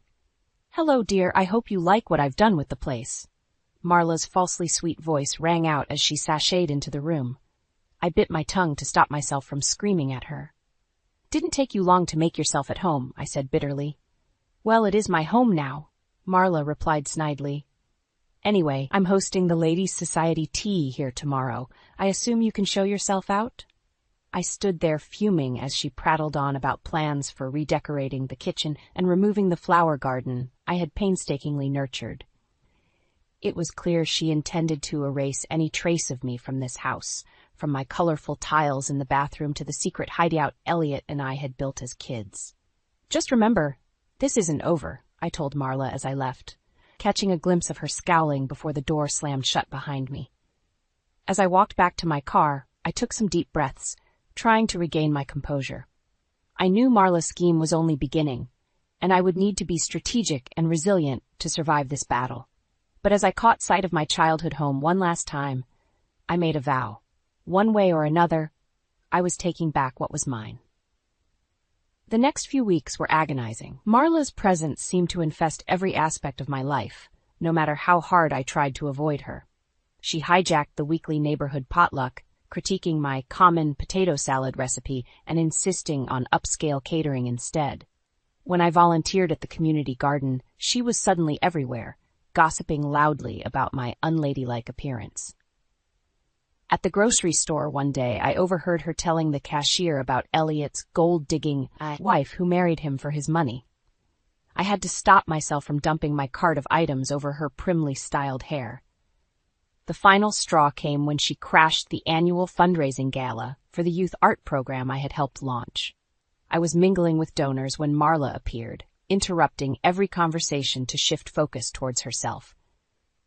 You'll have to excuse my daughter-in-law's eccentric taste in fashion, she simpered to a businessman I was speaking with. I do wish Elliot had chosen someone a bit more polished, but we make do. I clenched my fist tightly around my champagne glass to stop it from shaking. The past few weeks of Marla's non-stop attacks had pushed me to my breaking point. I wanted nothing more than to scream at her to stop ruining my life, but I knew that's exactly what she wanted, a public spectacle that made me look deranged. So I quietly excused myself from the conversation and slipped outside, taking deep breaths of the cool night air. I tried Elliot's number again, but my call went straight to voicemail. With his long hours and remote job site, our communication had dwindled to quick check-ins and fuzzy video calls. I had never felt more alone. I steeled myself and went back inside, avoiding Marla for the rest of the evening. When I arrived home that night, I realized she had escalated her sabotage. A large moving truck was parked outside, and two burly men were hauling my furniture and belongings out the front door. "What are you doing?" I cried, rushing over. "Just doing a bit of redecorating, dear," Marla called out from the porch, smirking. "I donated your tacky old things to charity. Don't worry, the new items will be much more elegant." I helplessly watched years of my collected items disappear into the truck. The quilt my grandmother had stitched, the retro table Elliot had refurbished for my birthday, the overstuffed sofa covered in memories. Soon, nothing remained but empty rooms and the biting scent of fresh paint. Numbly, I entered my tiny apartment. Any remaining energy had been sapped, replaced by a cold sense of hopelessness. I had tried to fight back subtly against Marla, but at every turn she had outmaneuvered me. As I lay in bed that night, darkness clawing at the edges of my mind, a single thought emerged like a flicker of light. If I couldn't win by playing nice, it was time to get tough. Marla wanted a war? That's exactly what she would get. The next morning, I began to plan my counterattack. I sat staring in disbelief at the legal document in my hands, the words blurring together. Marla hadn't just manipulated her way into my home. She had actually made herself a co-owner through fraudulent means. According to the paperwork, she had produced a handwritten will, supposedly left by my late father, stating he wanted Marla to have joint custody of the house. But I knew without a doubt it was fake. My father had made me the sole beneficiary in his official will, leaving me the house and small inheritance. Marla had woven an elaborate scheme to steal everything. I sucked in a sharp breath, trying to calm the rage bubbling inside me. After speaking with my lawyer, I now understood the full extent of Marla's deceit. She had been planning this for a while, waiting for the perfect moment to strike, and I had played right into her hands by not having my own name added to the property records once I inherited it. Marla must have fabricated the will, bribed an official, and then coerced Elliot into signing over temporary rights in his absence. She knew I didn't have the proper legal documentation to fight back, or the money for a prolonged legal battle. I had spent the last few days camped out in my car near the house, only leaving to use the gym showers and pick up snacks. I was determined to confront Marla face to face about her duplicity. When her Cadillac finally pulled into the driveway, I leaped out of my car and rushed over before she could escape inside. "Well, look who it is," Marla sneered. "Come to beg for money, or just to admire my lovely new landscaping?" "Cut the act, Marla," I snapped. "I know what you did. You forged a will so you could steal my house." I waved the document in her face. Marla glanced at it casually, then met my gaze with an icy stare. "I have no idea what you're talking about, but clearly the stress has become too much for you." She spoke slowly, as if addressing a child throwing a tantrum. "Enough!" I shouted, finally losing my cool. "That will is fake, and you know it. My father would never have left you anything. You're a lying, manipulative thief." For a long moment we stood there, eyes locked, the truth hanging nakedly between us. Then Marla's lips curled into a sinister smile. "Sweet, naive girl. Even if what you're alleging is true, do you really think you can stop me? I hold all the power now. The law, money, status, it's all on my side." She leaned in close, her cultured voice dropping to a venomous hiss. "Face it, you don't belong here. Why don't you crawl back to the gutter where you came from?" I recoiled at her words, the pain cutting deeply. But the initial anguish quickly transformed into iron resolve. I had tried handling this legally and ethically, and it had failed. Now it was time for a new strategy, no matter how extreme. Marla seemed to sense the shift in me. For the first time, a shadow of uncertainty flickered across her face. I gave her a thin smile. "You're right about one thing, Marla. You've held all the power until now, but that ends today." I turned and walked away, leaving her standing agape on the sidewalk. I had a lot of planning to do and nothing to lose. The time had come for war. Over the next few weeks, I became consumed with gathering evidence against Marla. I knew I needed hard proof of her deceit if I had any hope of reclaiming my house legally. I started with the fake will, working with a lawyer friend to analyze the document. We discovered anomalies. The wrong type of paper, a font that didn't exist when my father was alive. It was enough to cast serious doubts about its authenticity. Next, I reached out to my father's old business partner, someone I knew Marla had been cozying up to for years.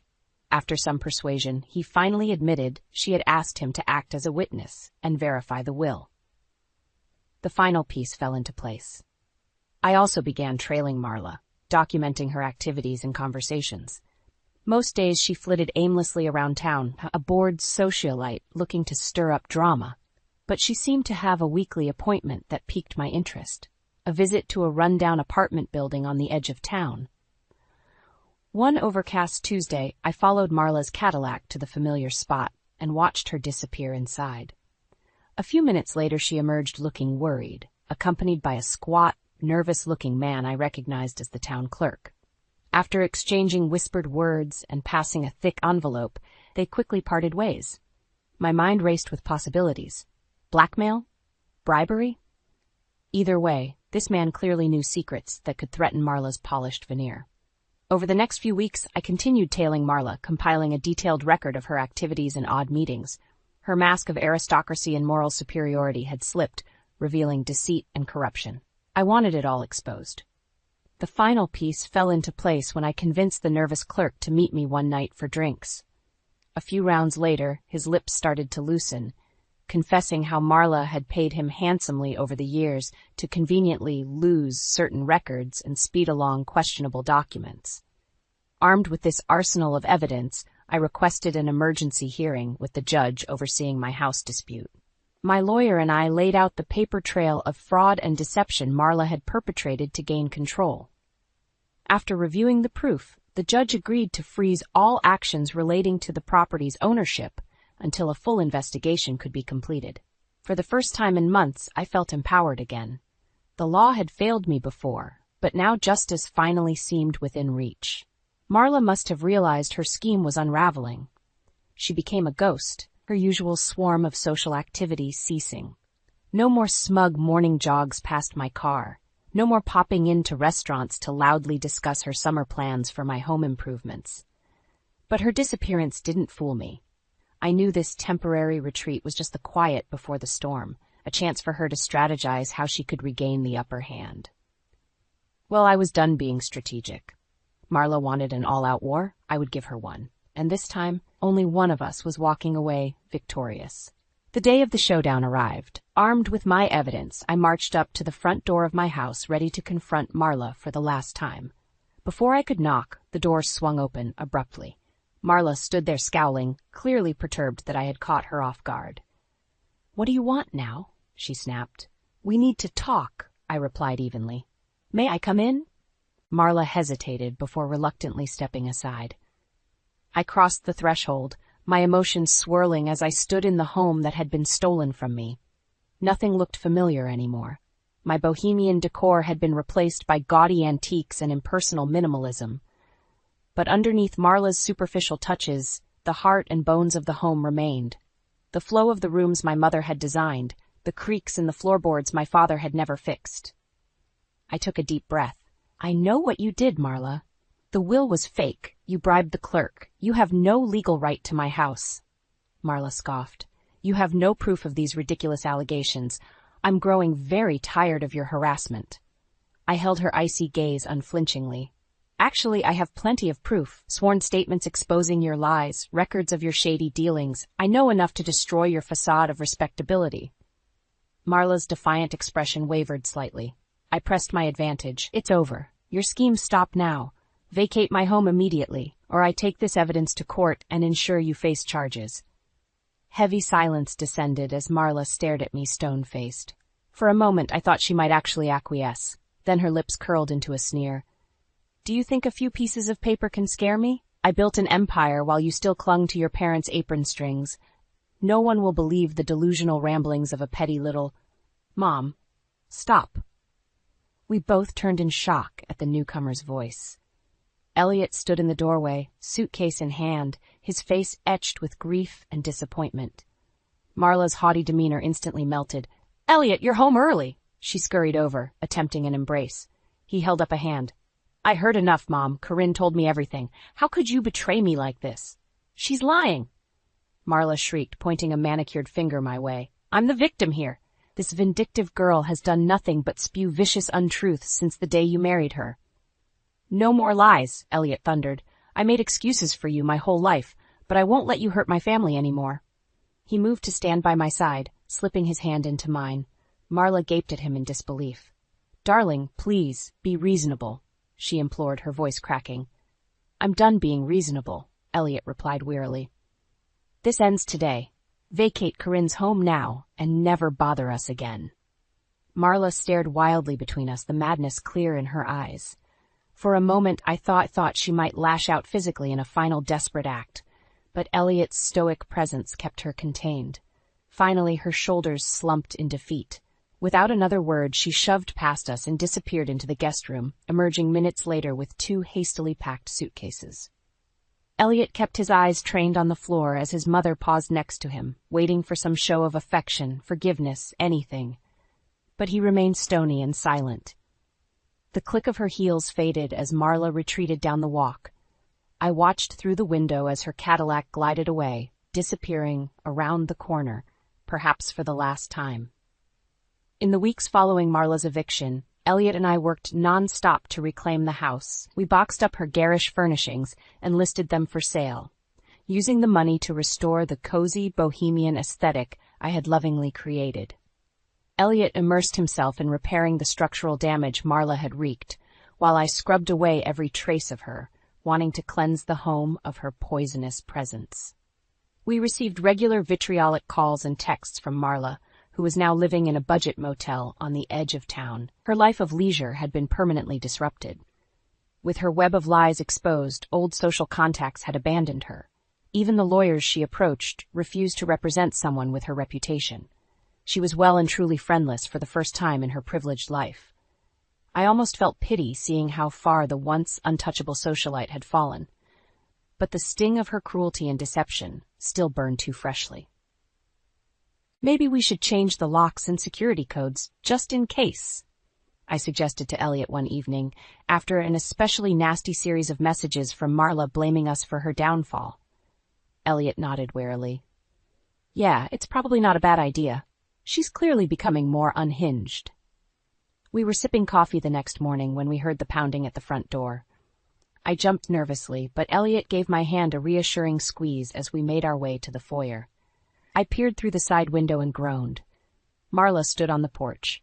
Mascara streaked down her cheeks, clutching a bulging folder of papers. Her fist pummeled the door relentlessly. I swung it open, noting Marla swayed slightly in her impractical stiletto heels. "What do you want, Marla?" Elliot asked with forced patience. "I want back what's owed to me," Marla shrieked. "This is my home, too. I have a legal right." She shook the folder violently at us. I stifled a bitter laugh. "Still clinging to the lies, Marla? That forged will didn't work before. It won't work now." Marla's bloodshot eyes narrowed. "Oh, this has nothing to do with the will. I'm referring to my claim as co-signer on this property's mortgage." She flashed a smug grin as Elliot and I exchanged stunned looks. In all the drama, we had overlooked this crucial financial detail. Sensing our realization, Marla cackled. "You didn't actually think I'd hand over my main leverage so foolishly, did you? As long as I'm tied to that mortgage, I have a path back in. So I suggest—" "No need. The mortgage has been paid off." Elliot's calm words cut through Marla's tirade. Her face went slack. What are you talking about?" she stammered. "I liquidated my inheritance and paid off the entire mortgage 2 days ago," Elliot explained, crossing his arms. "You have no claim here anymore."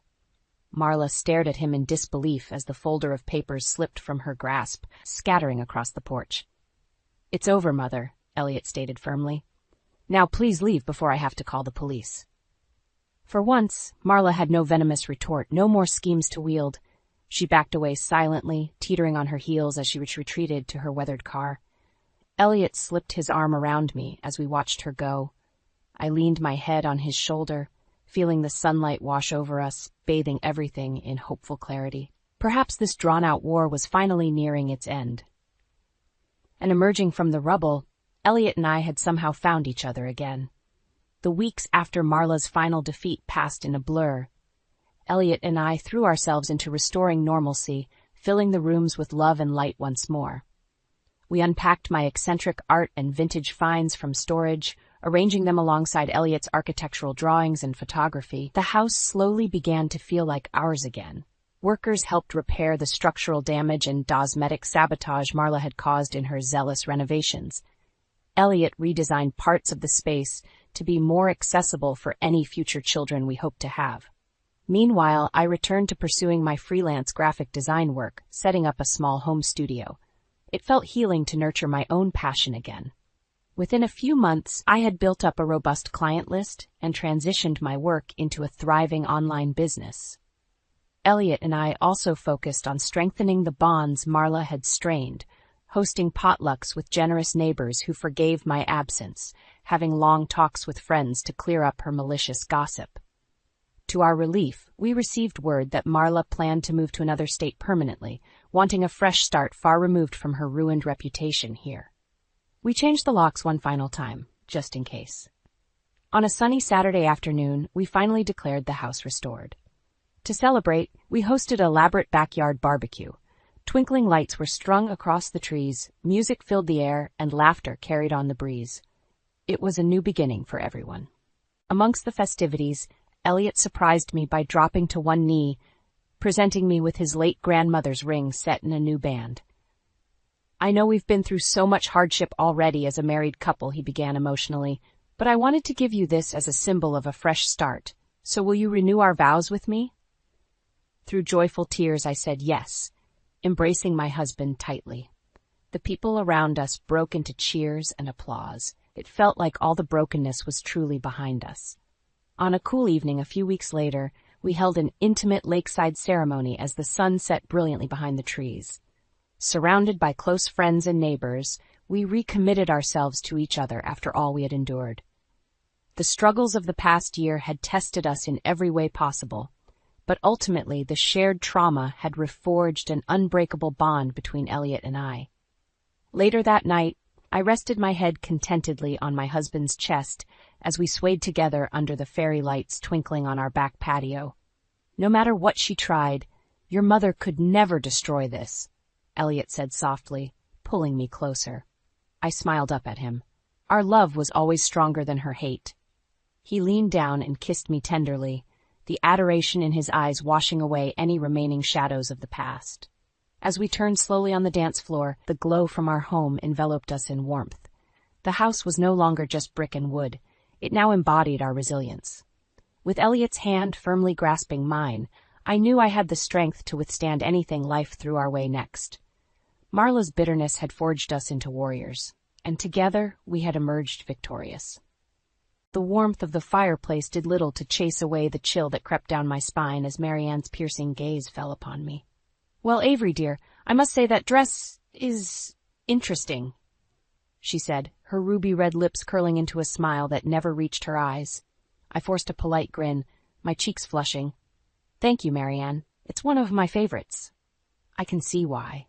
Elliot's mother gave a tinkling laugh that made the hairs on the back of my neck stand on end. "So bold and unique, just like you. Although I do wonder if it's quite appropriate for this family dinner." My mouth went dry as I looked at Elliot, silently pleading for him to intervene. But he just stared down at his plate, shoulders tense. "You know how much we value tradition in this household," Marianne continued, her syrupy tone a sharp contrast to the barbs in her words. "We wouldn't want to make anyone uncomfortable." The room seemed to shrink around me as the rest of the family remained silent observers. My vision blurred with unshed tears that I blinked back furiously. This was supposed to be a warm welcome into the Halden family after my marriage to Elliot.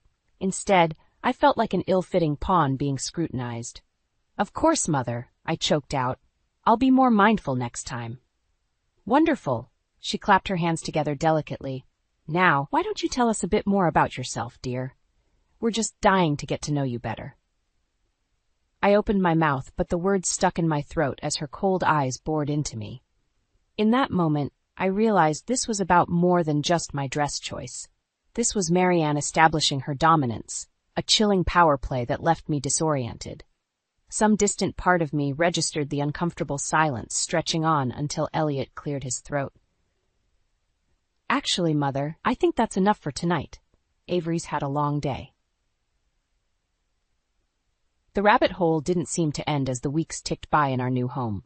If anything, Marianne's needling demands only escalated, from explicit instructions on how to properly set the dinner table to casual comments belittling my career ambitions. And Elliot, my once loving husband, simply watched in silence as his mother's barbs chipped away at my sense of self piece by piece. It became a dizzying cycle of appeasing Marianne's every whim, lest I face the consequences of her wrath through icy rebukes or underhanded reminders of how I was an outsider here.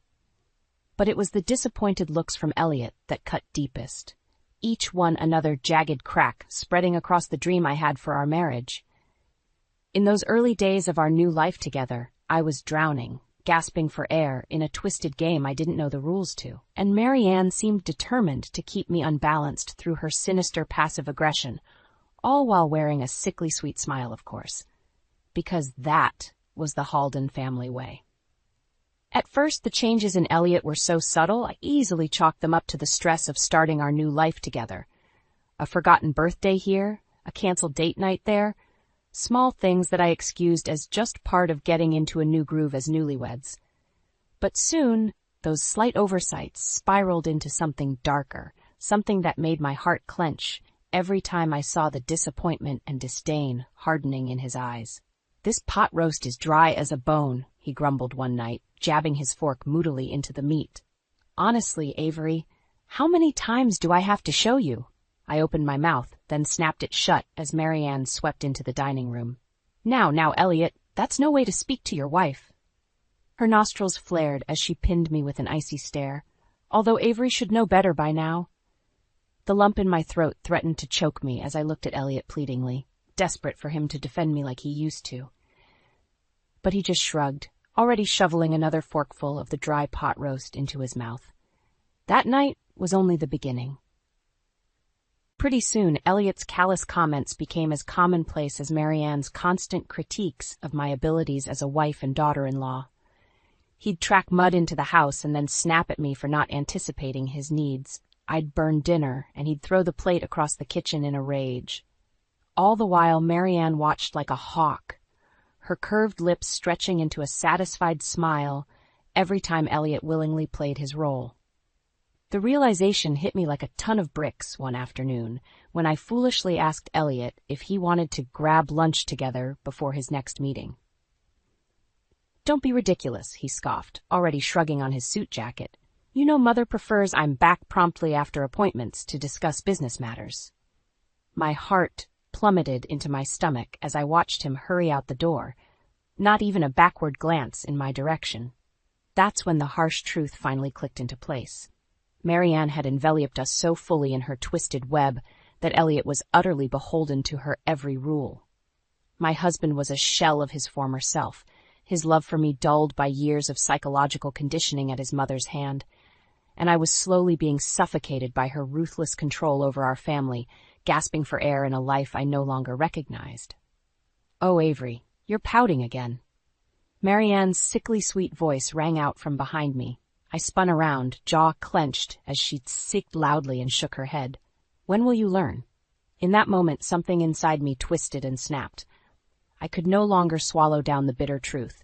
If I stayed on this path, Marianne would grind me into the dirt until I was a vacant, submissive shadow of my former self. Just like Elliot. No, that was not the life I wanted. Not for me. Not for anyone.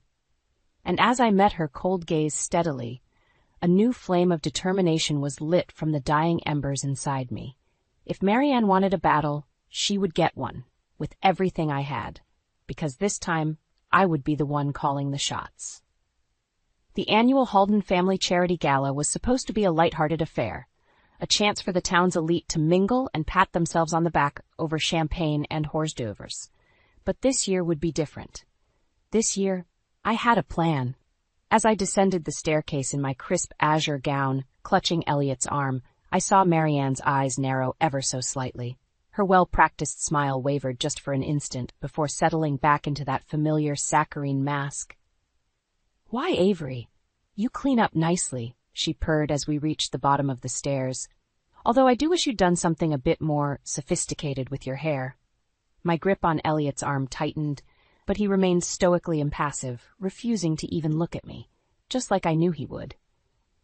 The night blazed on in a whirlwind of fake laughter and insincere compliments that made my skin crawl.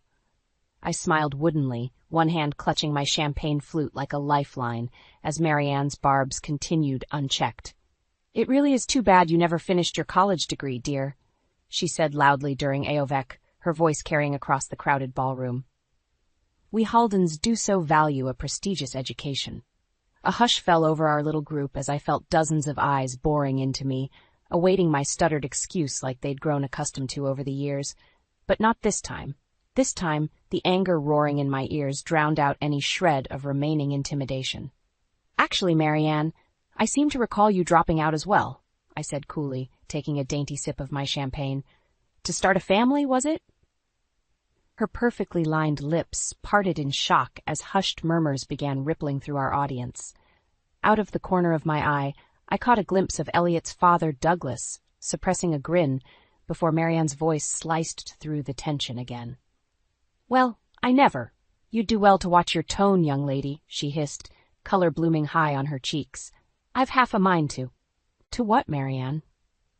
I cut her off, something inside me finally snapping free. "Continue your sad attempts to belittle and control me? Save your breath, because I'm simply done playing your twisted little games." I leveled my gaze at Elliot, who shrank back, a deer in the headlights. "Or has your mother not told you about her plans to remove me from your lives? To wipe me from the picture completely so she can find you a more suitable bride to further the Halden legacy?"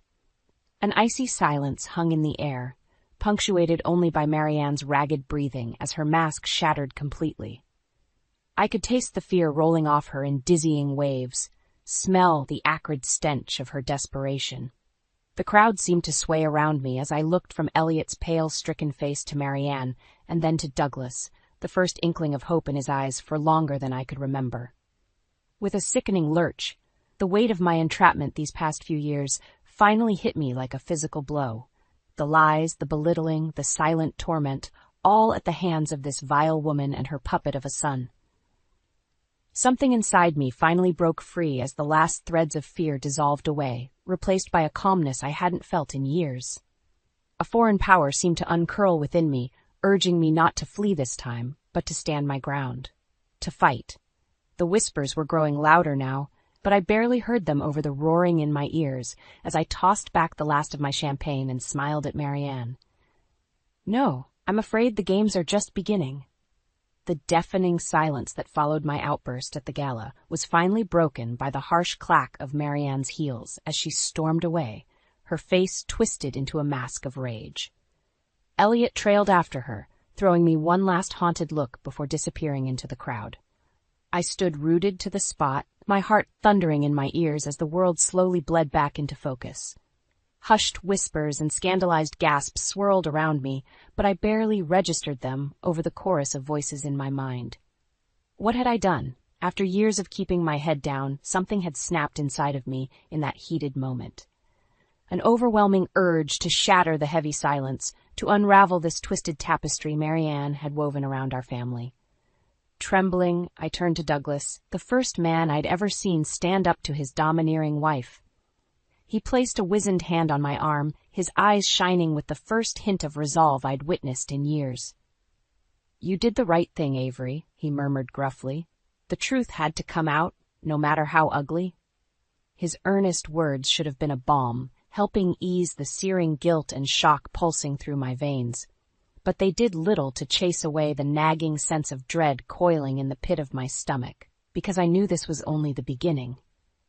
My grand public outburst may have rattled Marianne's cage, but the real fallout was yet to come.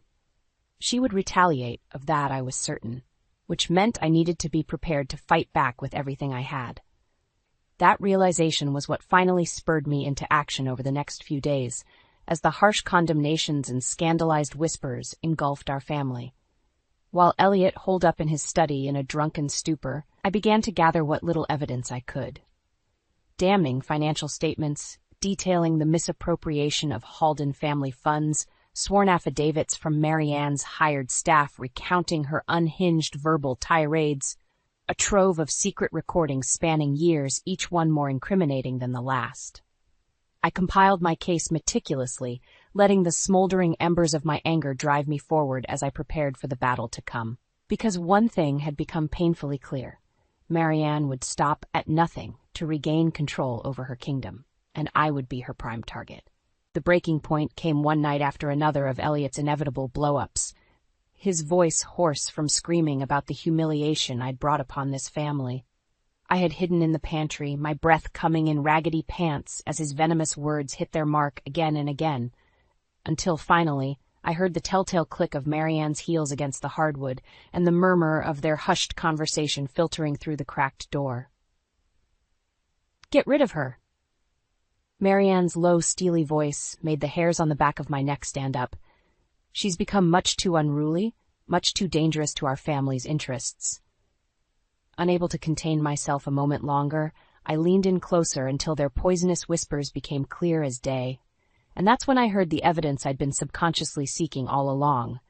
The final, damning confession that any shed of humanity had long been snuffed out in this family. The gloves were off. The time for playing Marianne's twisted games was over, because now it was my turn to fight fire with fire. As the whispered threats from Marianne and Elliot's hushed confession echoed in my mind, a strange calmness washed over me. No more walking on eggshells, no more forcing smiles as I was pecked apart from the inside. This was war. And I would be ready. The next morning, I awoke before dawn and quietly slipped out of the house before Elliot or Marianne could stir. My footsteps were the only sound on the deserted downtown streets as I made my way to the one place I knew I could find allies, Everly's Diner. The tinkling of the bell above the door was like a soothing balm as the familiar scents of bacon and freshly brewed coffee enveloped me. This place had been my haven in those first few strained years of marriage, when I could still escape Marianne's clutches for a few blessed hours. "Well, if it isn't my favorite customer!" Janice, the owner, emerged from the kitchen, a hesitant smile playing across her lips as she took in my undoubtedly haggard appearance. "Rough night, hon? You could say that." The words were already tumbling out before I could stop them. The revelations at the gala, the whispered threats, my finally reaching the breaking point. As I spilled everything, I watched Janice's eyes widen, one wrinkled hand flying to cover her mouth. "Oh, darlin', I always knew that woman was nothin' but a snake," she muttered, shaking her head slowly. "But to go that far, to actually try hurting you like that, that's a new low, even for her." An unexpected surge of relief coursed through me at her words, as if finally hearing someone else validate my pain and experiences made it all just a little more bearable. I opened my mouth, about to try explaining myself further when the bell above the door jangled again. "There you are." A familiar voice rang out as Lila, my best friend from college, rushed over and enveloped me in a bone-crushing hug. Janice called and told me everything. "Avery, I'm so sorry I wasn't there for you all this time. If I'd known what was really going on." Her voice cracked with emotion, and I instinctively tightened my arms around her.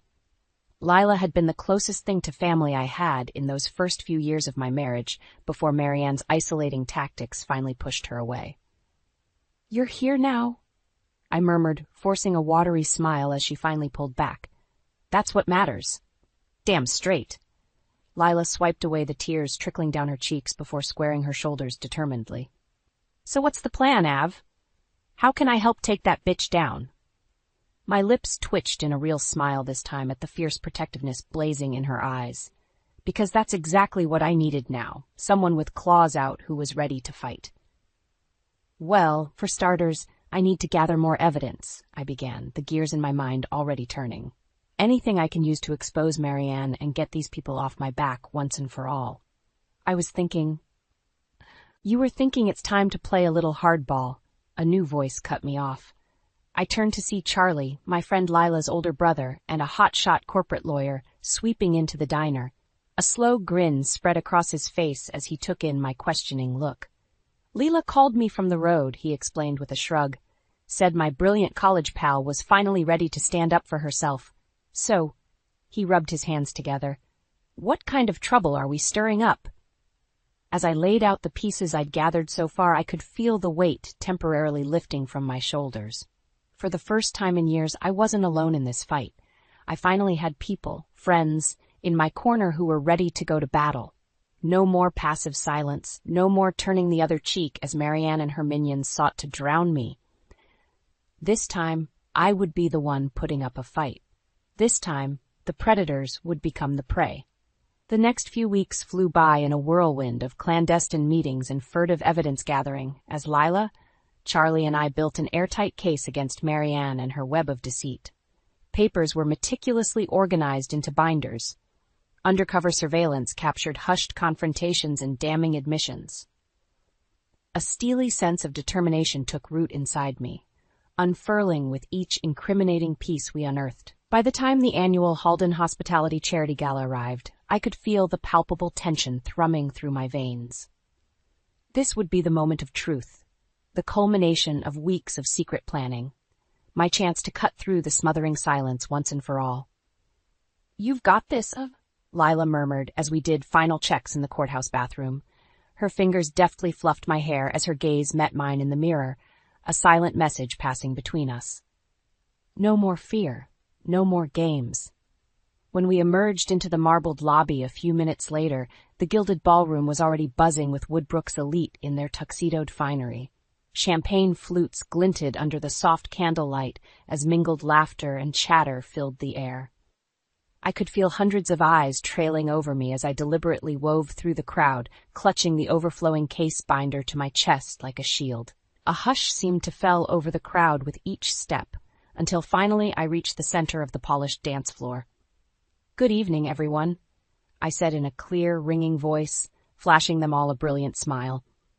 "I'd like to take a moment to celebrate the generous philanthropists in our community who have gone to such great lengths to give back." A smattering of hesitant applause followed along with a few bewildered looks. Out of the corner of my eye, I watched Marianne stiffen, the color draining from her perfectly made-up face. "Of course," I continued lightly, "there are a few individuals here tonight who have been rather generous with their philanthropy, shall we say." As I spoke, I deposited the binder on a nearby table with a dull thud and began paging through the damning evidence. Embezzling funds from local charities and family trusts to fuel lavish lifestyles and keep up appearances, betraying the trust and confidence of those who believed in their philanthropic integrity. My voice remained maddeningly calm, even as Marianne's face contorted with rage and panic flickered in Elliot's eyes. As more and more details tumbled from my lips, a deafening silence fell over the crowd, broken only by the flutter of papers and my inexorable narration. "Then, of course, we have the less legal dalliances to account for as well." I leveled my gaze squarely at Elliot now, holding up glossy photographic proof of his indiscretions for all to see. Cavorting with strange women, deceiving his faithful wife, all while hiding behind this thin veneer of community-minded chivalry. The hushed gasps of shock seemed to reverberate against the vaulted ceilings now, shattered only by the guttural scream that finally tore free from Marianne's throat. Wild-eyed and trembling, she looked every bit the caged animal as security began closing in from all sides. In that crystalline moment of reckoning, I could see the final shreds of her meticulously constructed facade disintegrating into ash right before me. There would be no more lies, no more manipulations under the guise of propriety. For the first time since she'd callously destroyed my naive dreams of familial belonging all those years ago, I felt a savage sense of victory coursing through my veins unfettered. The karmic wheel had finally turned, and Marianne was powerless to stop it. As two burly guards moved to apprehend her, Marianne's gaze found mine one final time, feral and burning with hatred. But this time her venom held no power, sliding harmlessly away as the last of the fear dissolved inside me, because in that moment I was the master of her supposed checkmate. The thunderous silence that followed Marianne's dramatic arrest seemed to stretch into eternity. I could taste the collective shock and disbelief like a palpable force as the once venerable Halden family imploded before their eyes.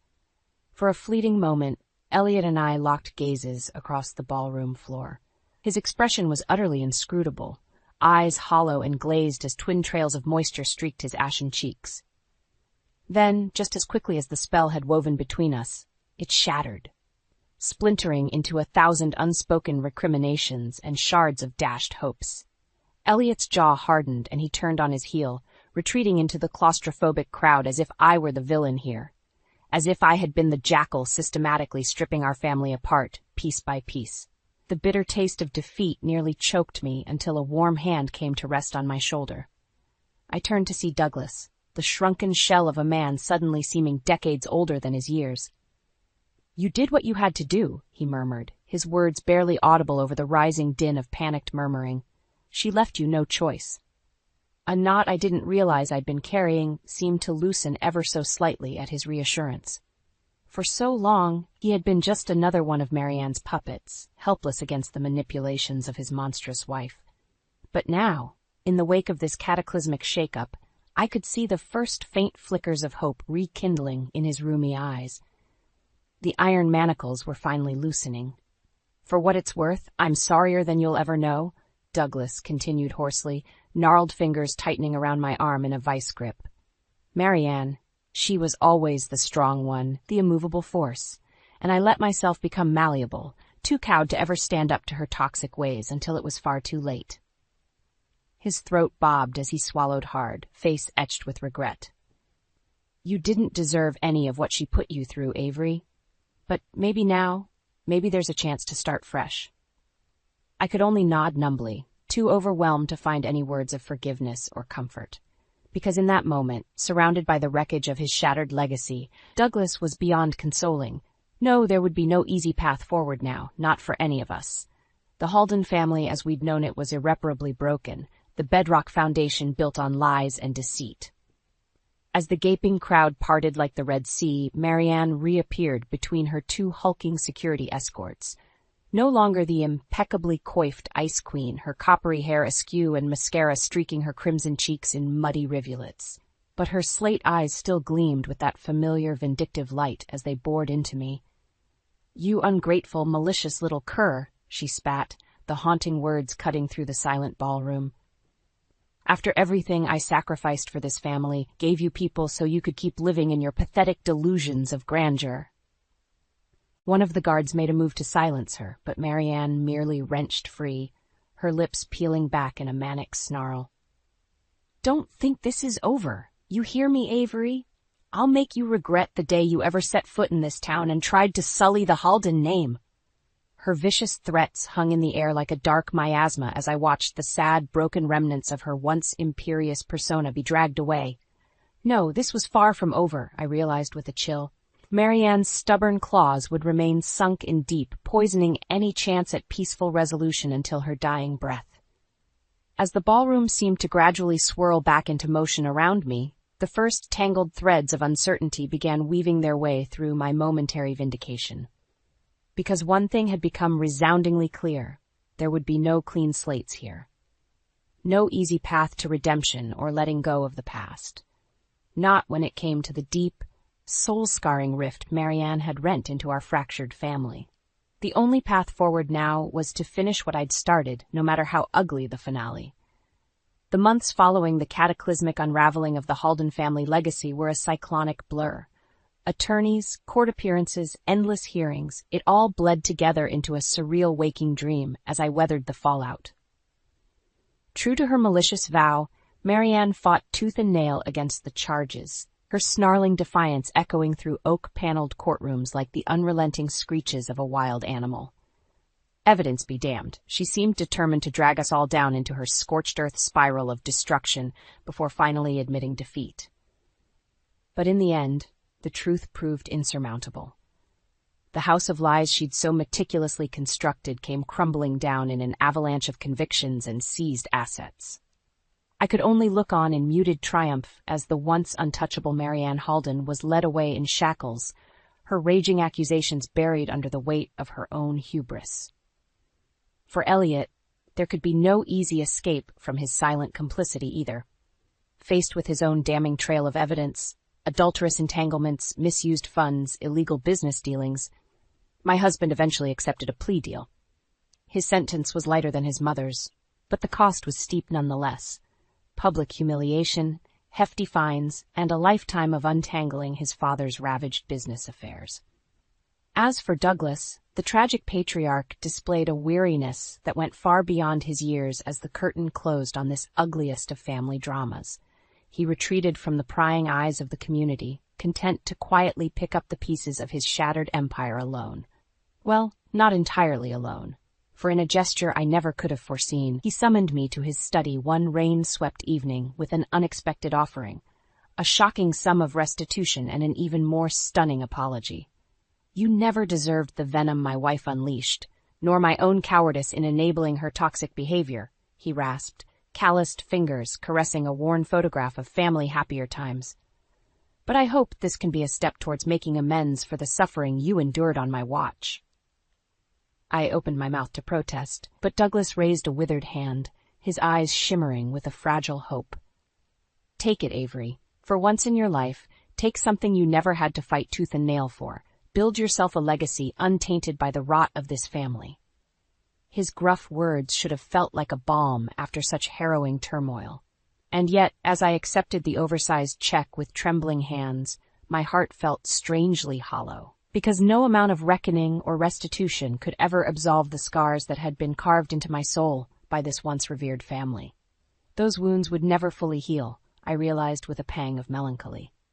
Even now, stripped of their wealth and clout, the Haldens maintained an invisible hold over me, their ghosts lingering in the farthest reaches of my psyche, like insidious wraiths. But rather than allowing their toxic legacy to tighten around me once more, I would take Douglas's offering and finally forge my own path forward. So as the weeks and seasons gradually shifted once more, I did just that.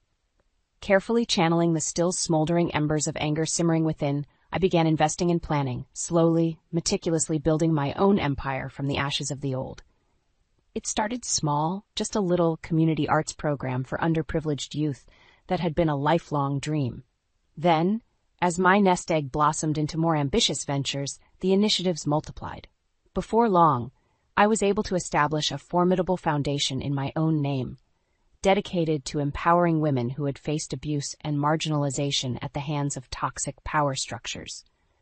With every new achievement and hard-won victory, I could feel the icy grip of the past gradually loosening its hold over my battered soul, the all-consuming rage and thirst for vengeance slowly giving way to a renewed sense of purpose and strength from within. It would be naive to think the scars could ever fully fade, that the haunting specter of Marianne's abuse wouldn't still linger in the darkest recesses of my heart, appearing in my most vulnerable moments like a malevolent phantasm. But now, finally, I had reclaimed the power to exorcise those demons in whatever form they took. The cycle of toxicity had been broken once and for all, replaced by the first blushes of a new day. A day where I was no longer just surviving, but finally thriving, as the master of my own rebirth. My baby's coming. I figured you'd want to celebrate with a little gift, say $15,000. I nearly dropped my phone at the audacity in my sister Eliza's voice. After everything she'd put me through, now she had the nerve to ask me for money?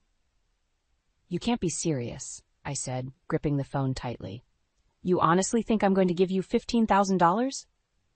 Eliza laughed lightly as if this were all some joke between sisters. Oh, come on, Arya. I know we've had our differences, but blood is thicker than water, right? It's your niece or nephew. I bit my tongue, a dozen scathing retorts on the tip of it. Eliza, my younger sister by barely a year, had always been jealous of me. It twisted into something dark when I started dating Max in college. I thought he loved me, until Eliza seduced him away in my senior year. They rushed into a Vegas wedding shortly after. The ultimate betrayal. I took a deep breath, trying to calm my anger. I'm sorry you seem to be struggling, but I cannot personally loan you any money. I have my own family to think of now. My husband Lucas walked into the kitchen just then, our 5-year-old Lily jumping into his arms with a squeal. They were my world now. Lucas raised an eyebrow at my tense expression. Who's that on the phone? He mouthed. I mimed a money gesture, and he rolled his eyes. Let me guess. Your sister? He'd never forgiven Eliza for what she did to me back then.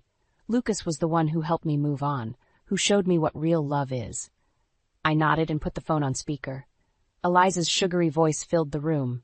Least you could do is send a nice gift for the baby shower. Lucas set Lily down gently. Why should we celebrate someone who caused you so much pain? He crossed his arms. What's brought this on anyway? You haven't spoken to Eliza in years. You're right, I said firmly into the phone. We wish you well, Eliza, but we cannot assist you financially or otherwise. Her tone turned icy.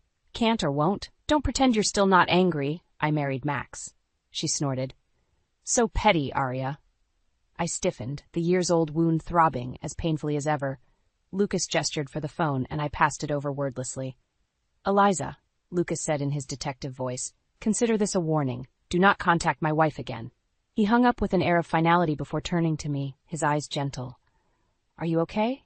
I let out a shuddering breath as he pulled me close. I just wasn't expecting her to call like that. Asking for money? Unbelievable. Lily wandered over and hugged my legs. I leaned down to lift her up, pressing a kiss to her hair. No matter what Eliza said, I had everything I needed right here. I tucked Lily into bed that night, my mind still reeling from Eliza's call. Lucas came up behind me, wrapping his arms around my waist. "Penny for your thoughts," he murmured. I leaned back into him with a sigh. I just can't believe she would ask me for money after everything, and then to accuse me of still being jealous. Lucas turned me to face him, his eyes searching mine.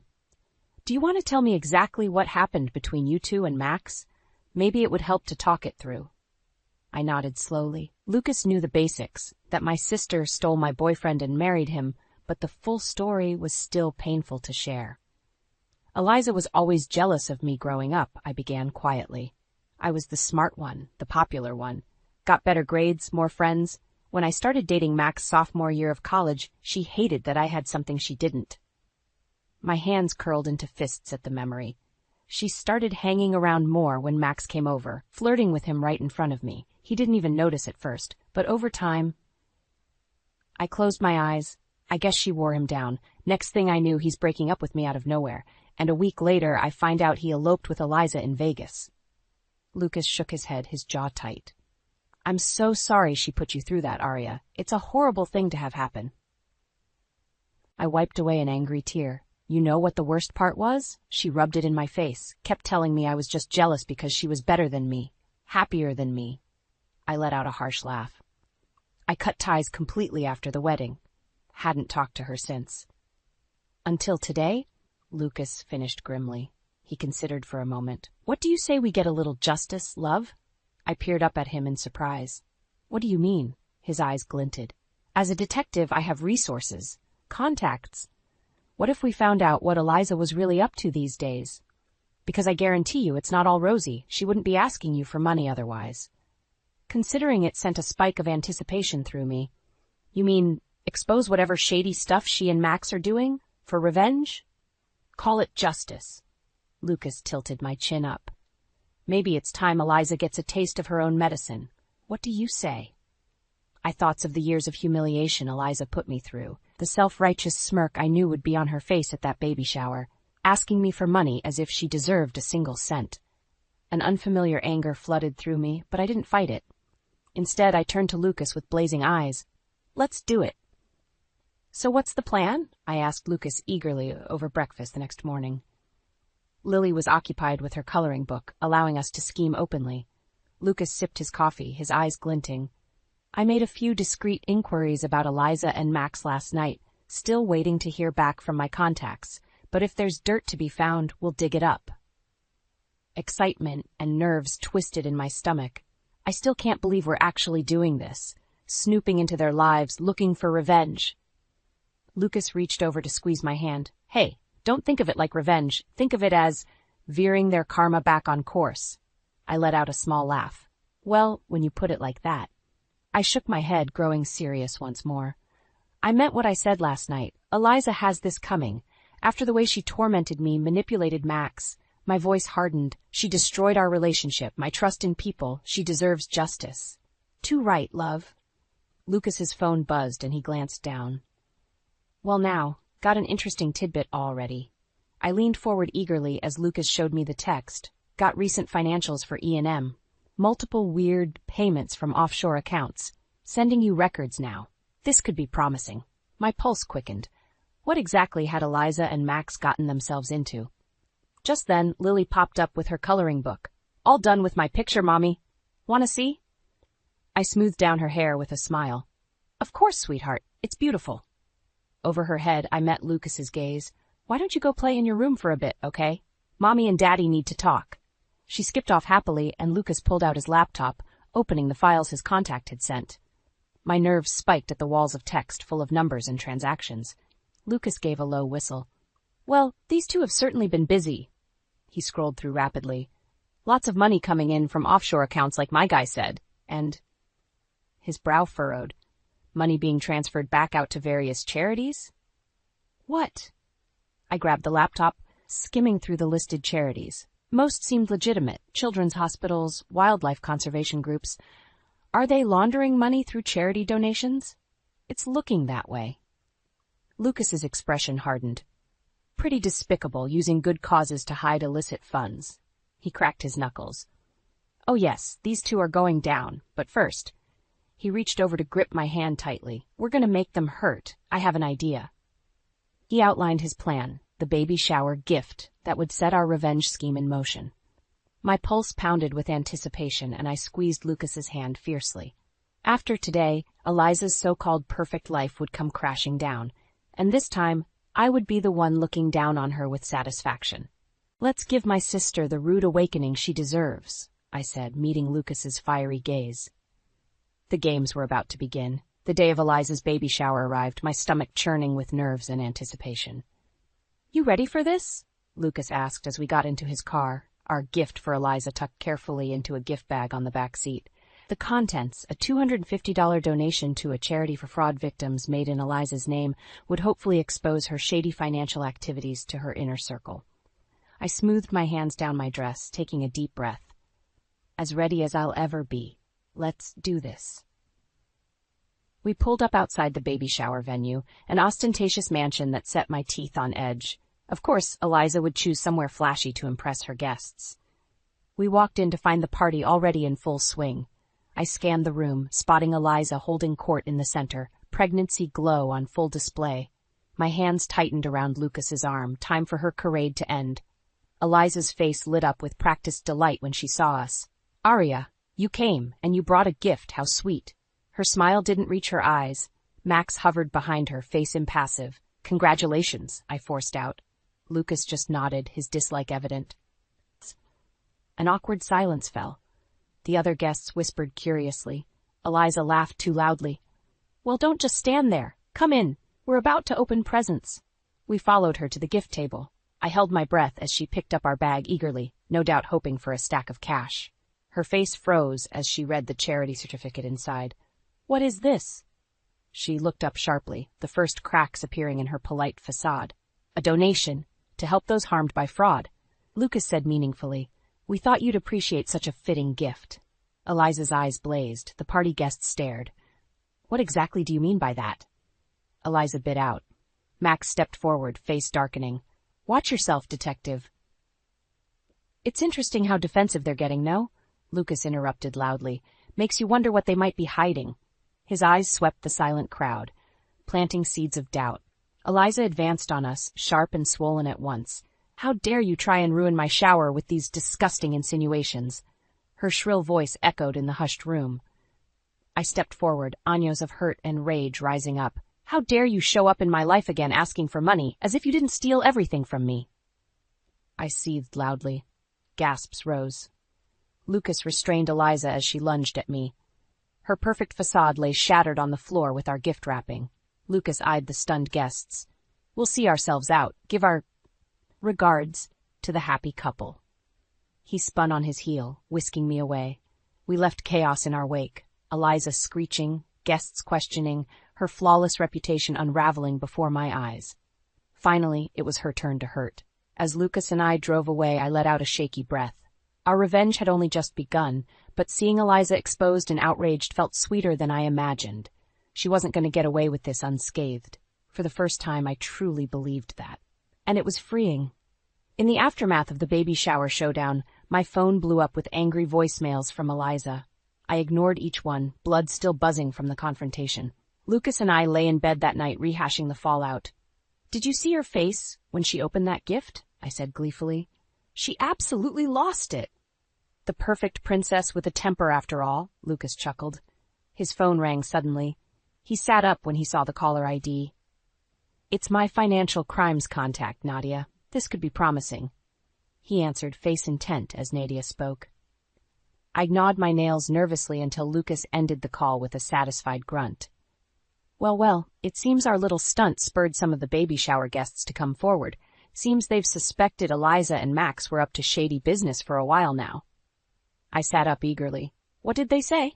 Lucas's eyes gleamed. That right around the time Eliza got pregnant, Max came into a lot of money. New cars, new house, but no one knew where it came from, and some of the funds were apparently being laundered. I clenched my fists as anger flooded through me. Of course, Eliza would rope Max into illegal activity, too. Unbelievable. Is there proof? Nydia has a few leads. Lucas's expression turned steely. If those funds were obtained illegally, we'll find out. But my phone started vibrating with yet another call from Eliza.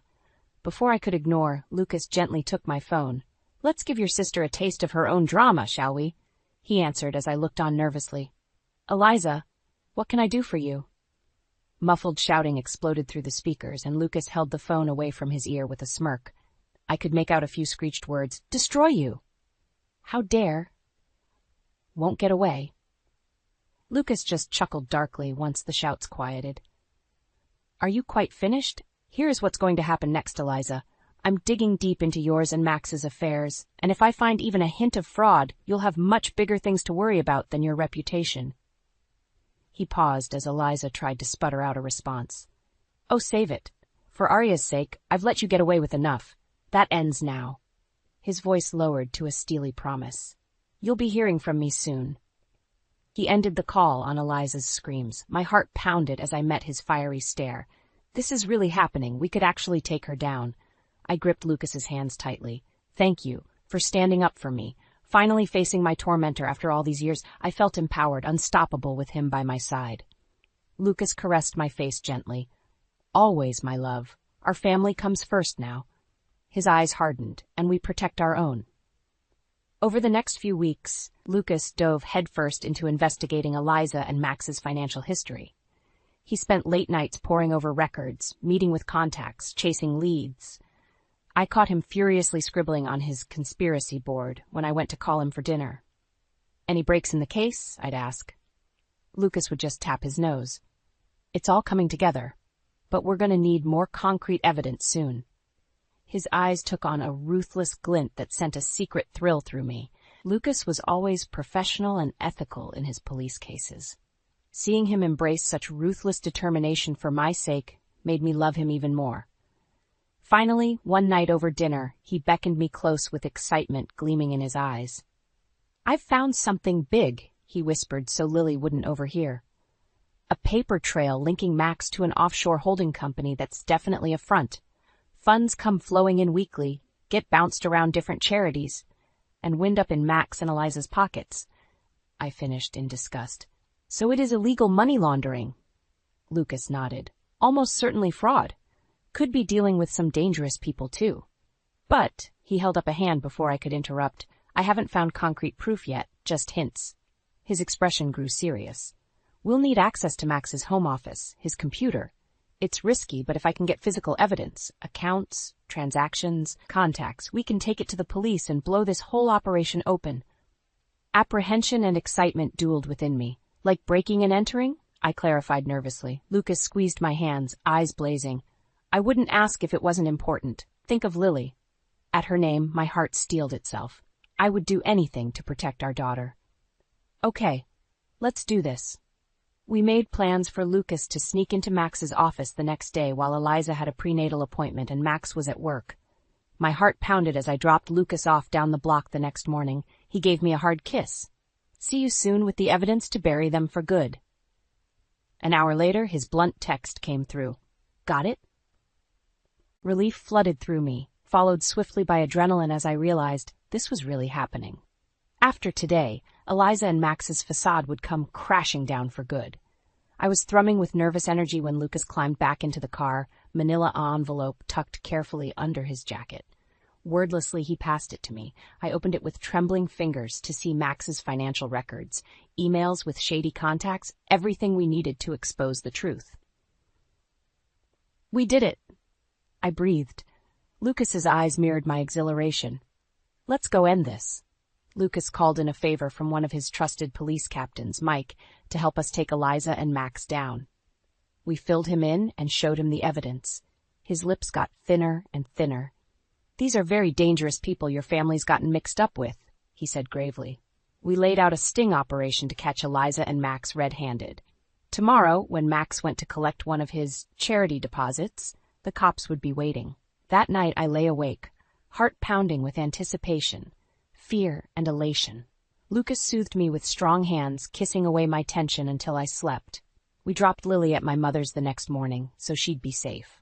Lucas, Mike, and a team of undercover cops set off to secretly stake out Eliza and Max's mansion, getting into position. Finally, my phone lit up with a single word from Lucas. Go. Hands trembling, I punched in Eliza's number. She answered with a suspicious, "What?" I took a breath, hiding my nerves. "I want to talk. Clear the air if you're open to it." Lucas coached me on how to reel her in. A long pause before Eliza sighed loudly. "Fine, just you, though. Come over now if you're coming." She hung up without waiting for a reply. Gotcha. I drove to her mansion, shock nerve electric, rehearsing my lines. The cops' vans were well concealed as I walked up and knocked sharply. Eliza opened the door, belly rounded. She eyed me warily. "Well, you wanted to talk, so talk." I cleared my throat. "I'm sorry about how things went down. The shower, me accusing you. I should have talked privately first." Lucas said laying it on thick was crucial. Eliza looked slightly mollified. She stepped aside in wordless invitation. I hid a triumphant smile as I walked inside, blood roaring in my ears. She took the bait. "Your move, Lucas." We sat across from each other in the living room I'd helped decorate, once upon a time, before Eliza ruined everything. I took a deep breath. "I need to know one thing. The money, where does it actually come from?" I asked bluntly. "I won't judge. I just want the truth. Come on, Eliza. Trust me, just this once." Eliza shifted with a mix of nerves and defiance. When she finally spoke, her voice came out strained. "If you must know, Max has been doing some consulting work for some very influential people overseas." Code words spilled from her lips. Overseas clients, charity projects, consulting fees. With each damning phrase, my heart pounded harder. We had her. I hid a smile and leaned forward, the picture of understanding. "I'm glad Max found new work. We all do what we must." I patted her hand, ignoring her surprise. "Now, can I please use your bathroom?" I walked steadily through the mansion as if I still knew its halls by heart, right to the home office where I knew the cops were lying in wait. Eliza followed, suspicion creeping into her voice. "Why this bathroom? Mine is closer." I paused outside the office, bracing myself. "You'll see in just a moment." Then I shoved the door open to utter chaos within. "Police! Get down, now!" Everything erupted at once. Police swarming a stunned Max by his computer, Eliza shrieking as an officer arrested her, Lucas striding out to grip me in a fierce hug. "You did wonderfully, love," he murmured proudly before going to coordinate with Mike. I watched, knees weak, as Max and Eliza were dragged away in handcuffs, their wealth and status no match for true justice. In the aftermath, Lucas and I gave our statements, handing over the evidence that sealed the guilty verdict at their trial. Fraud, money laundering, racketeering. Eliza screamed venom at me until the end, while Max just glared silently. The judge showed no leniency, sentencing them both to 10 years behind bars. I held my head high as Eliza was led away, her baby bump and diamond rings no shelter from cold steel cuffs. She'd lost everything, her mansion sold off, bank accounts frozen, high society friends abandoning her. Exactly as she deserved. Lucas wrapped an arm around me as we left the courthouse, flashes going off around us. "How do you feel, love?" I took a deep breath of the crisp air, feeling freer than I had in years. "It's finally over. She can't hurt me or anyone else again." I smiled up at my husband, my champion. "We won." He pulled me into a fiery kiss before tucking me under his arm. "Now, I believe a celebration is in order. Lily's waiting." That night after Lily was asleep, Lucas popped open a bottle of champagne. As we cuddled together sipping bubbly, he raised his glass. "To new beginnings. Now your future is wide open, without toxic ties dragging you down. We can start fresh, the three of us." I clinked his glass gently. The coming years unfurled before me, peaceful and bright.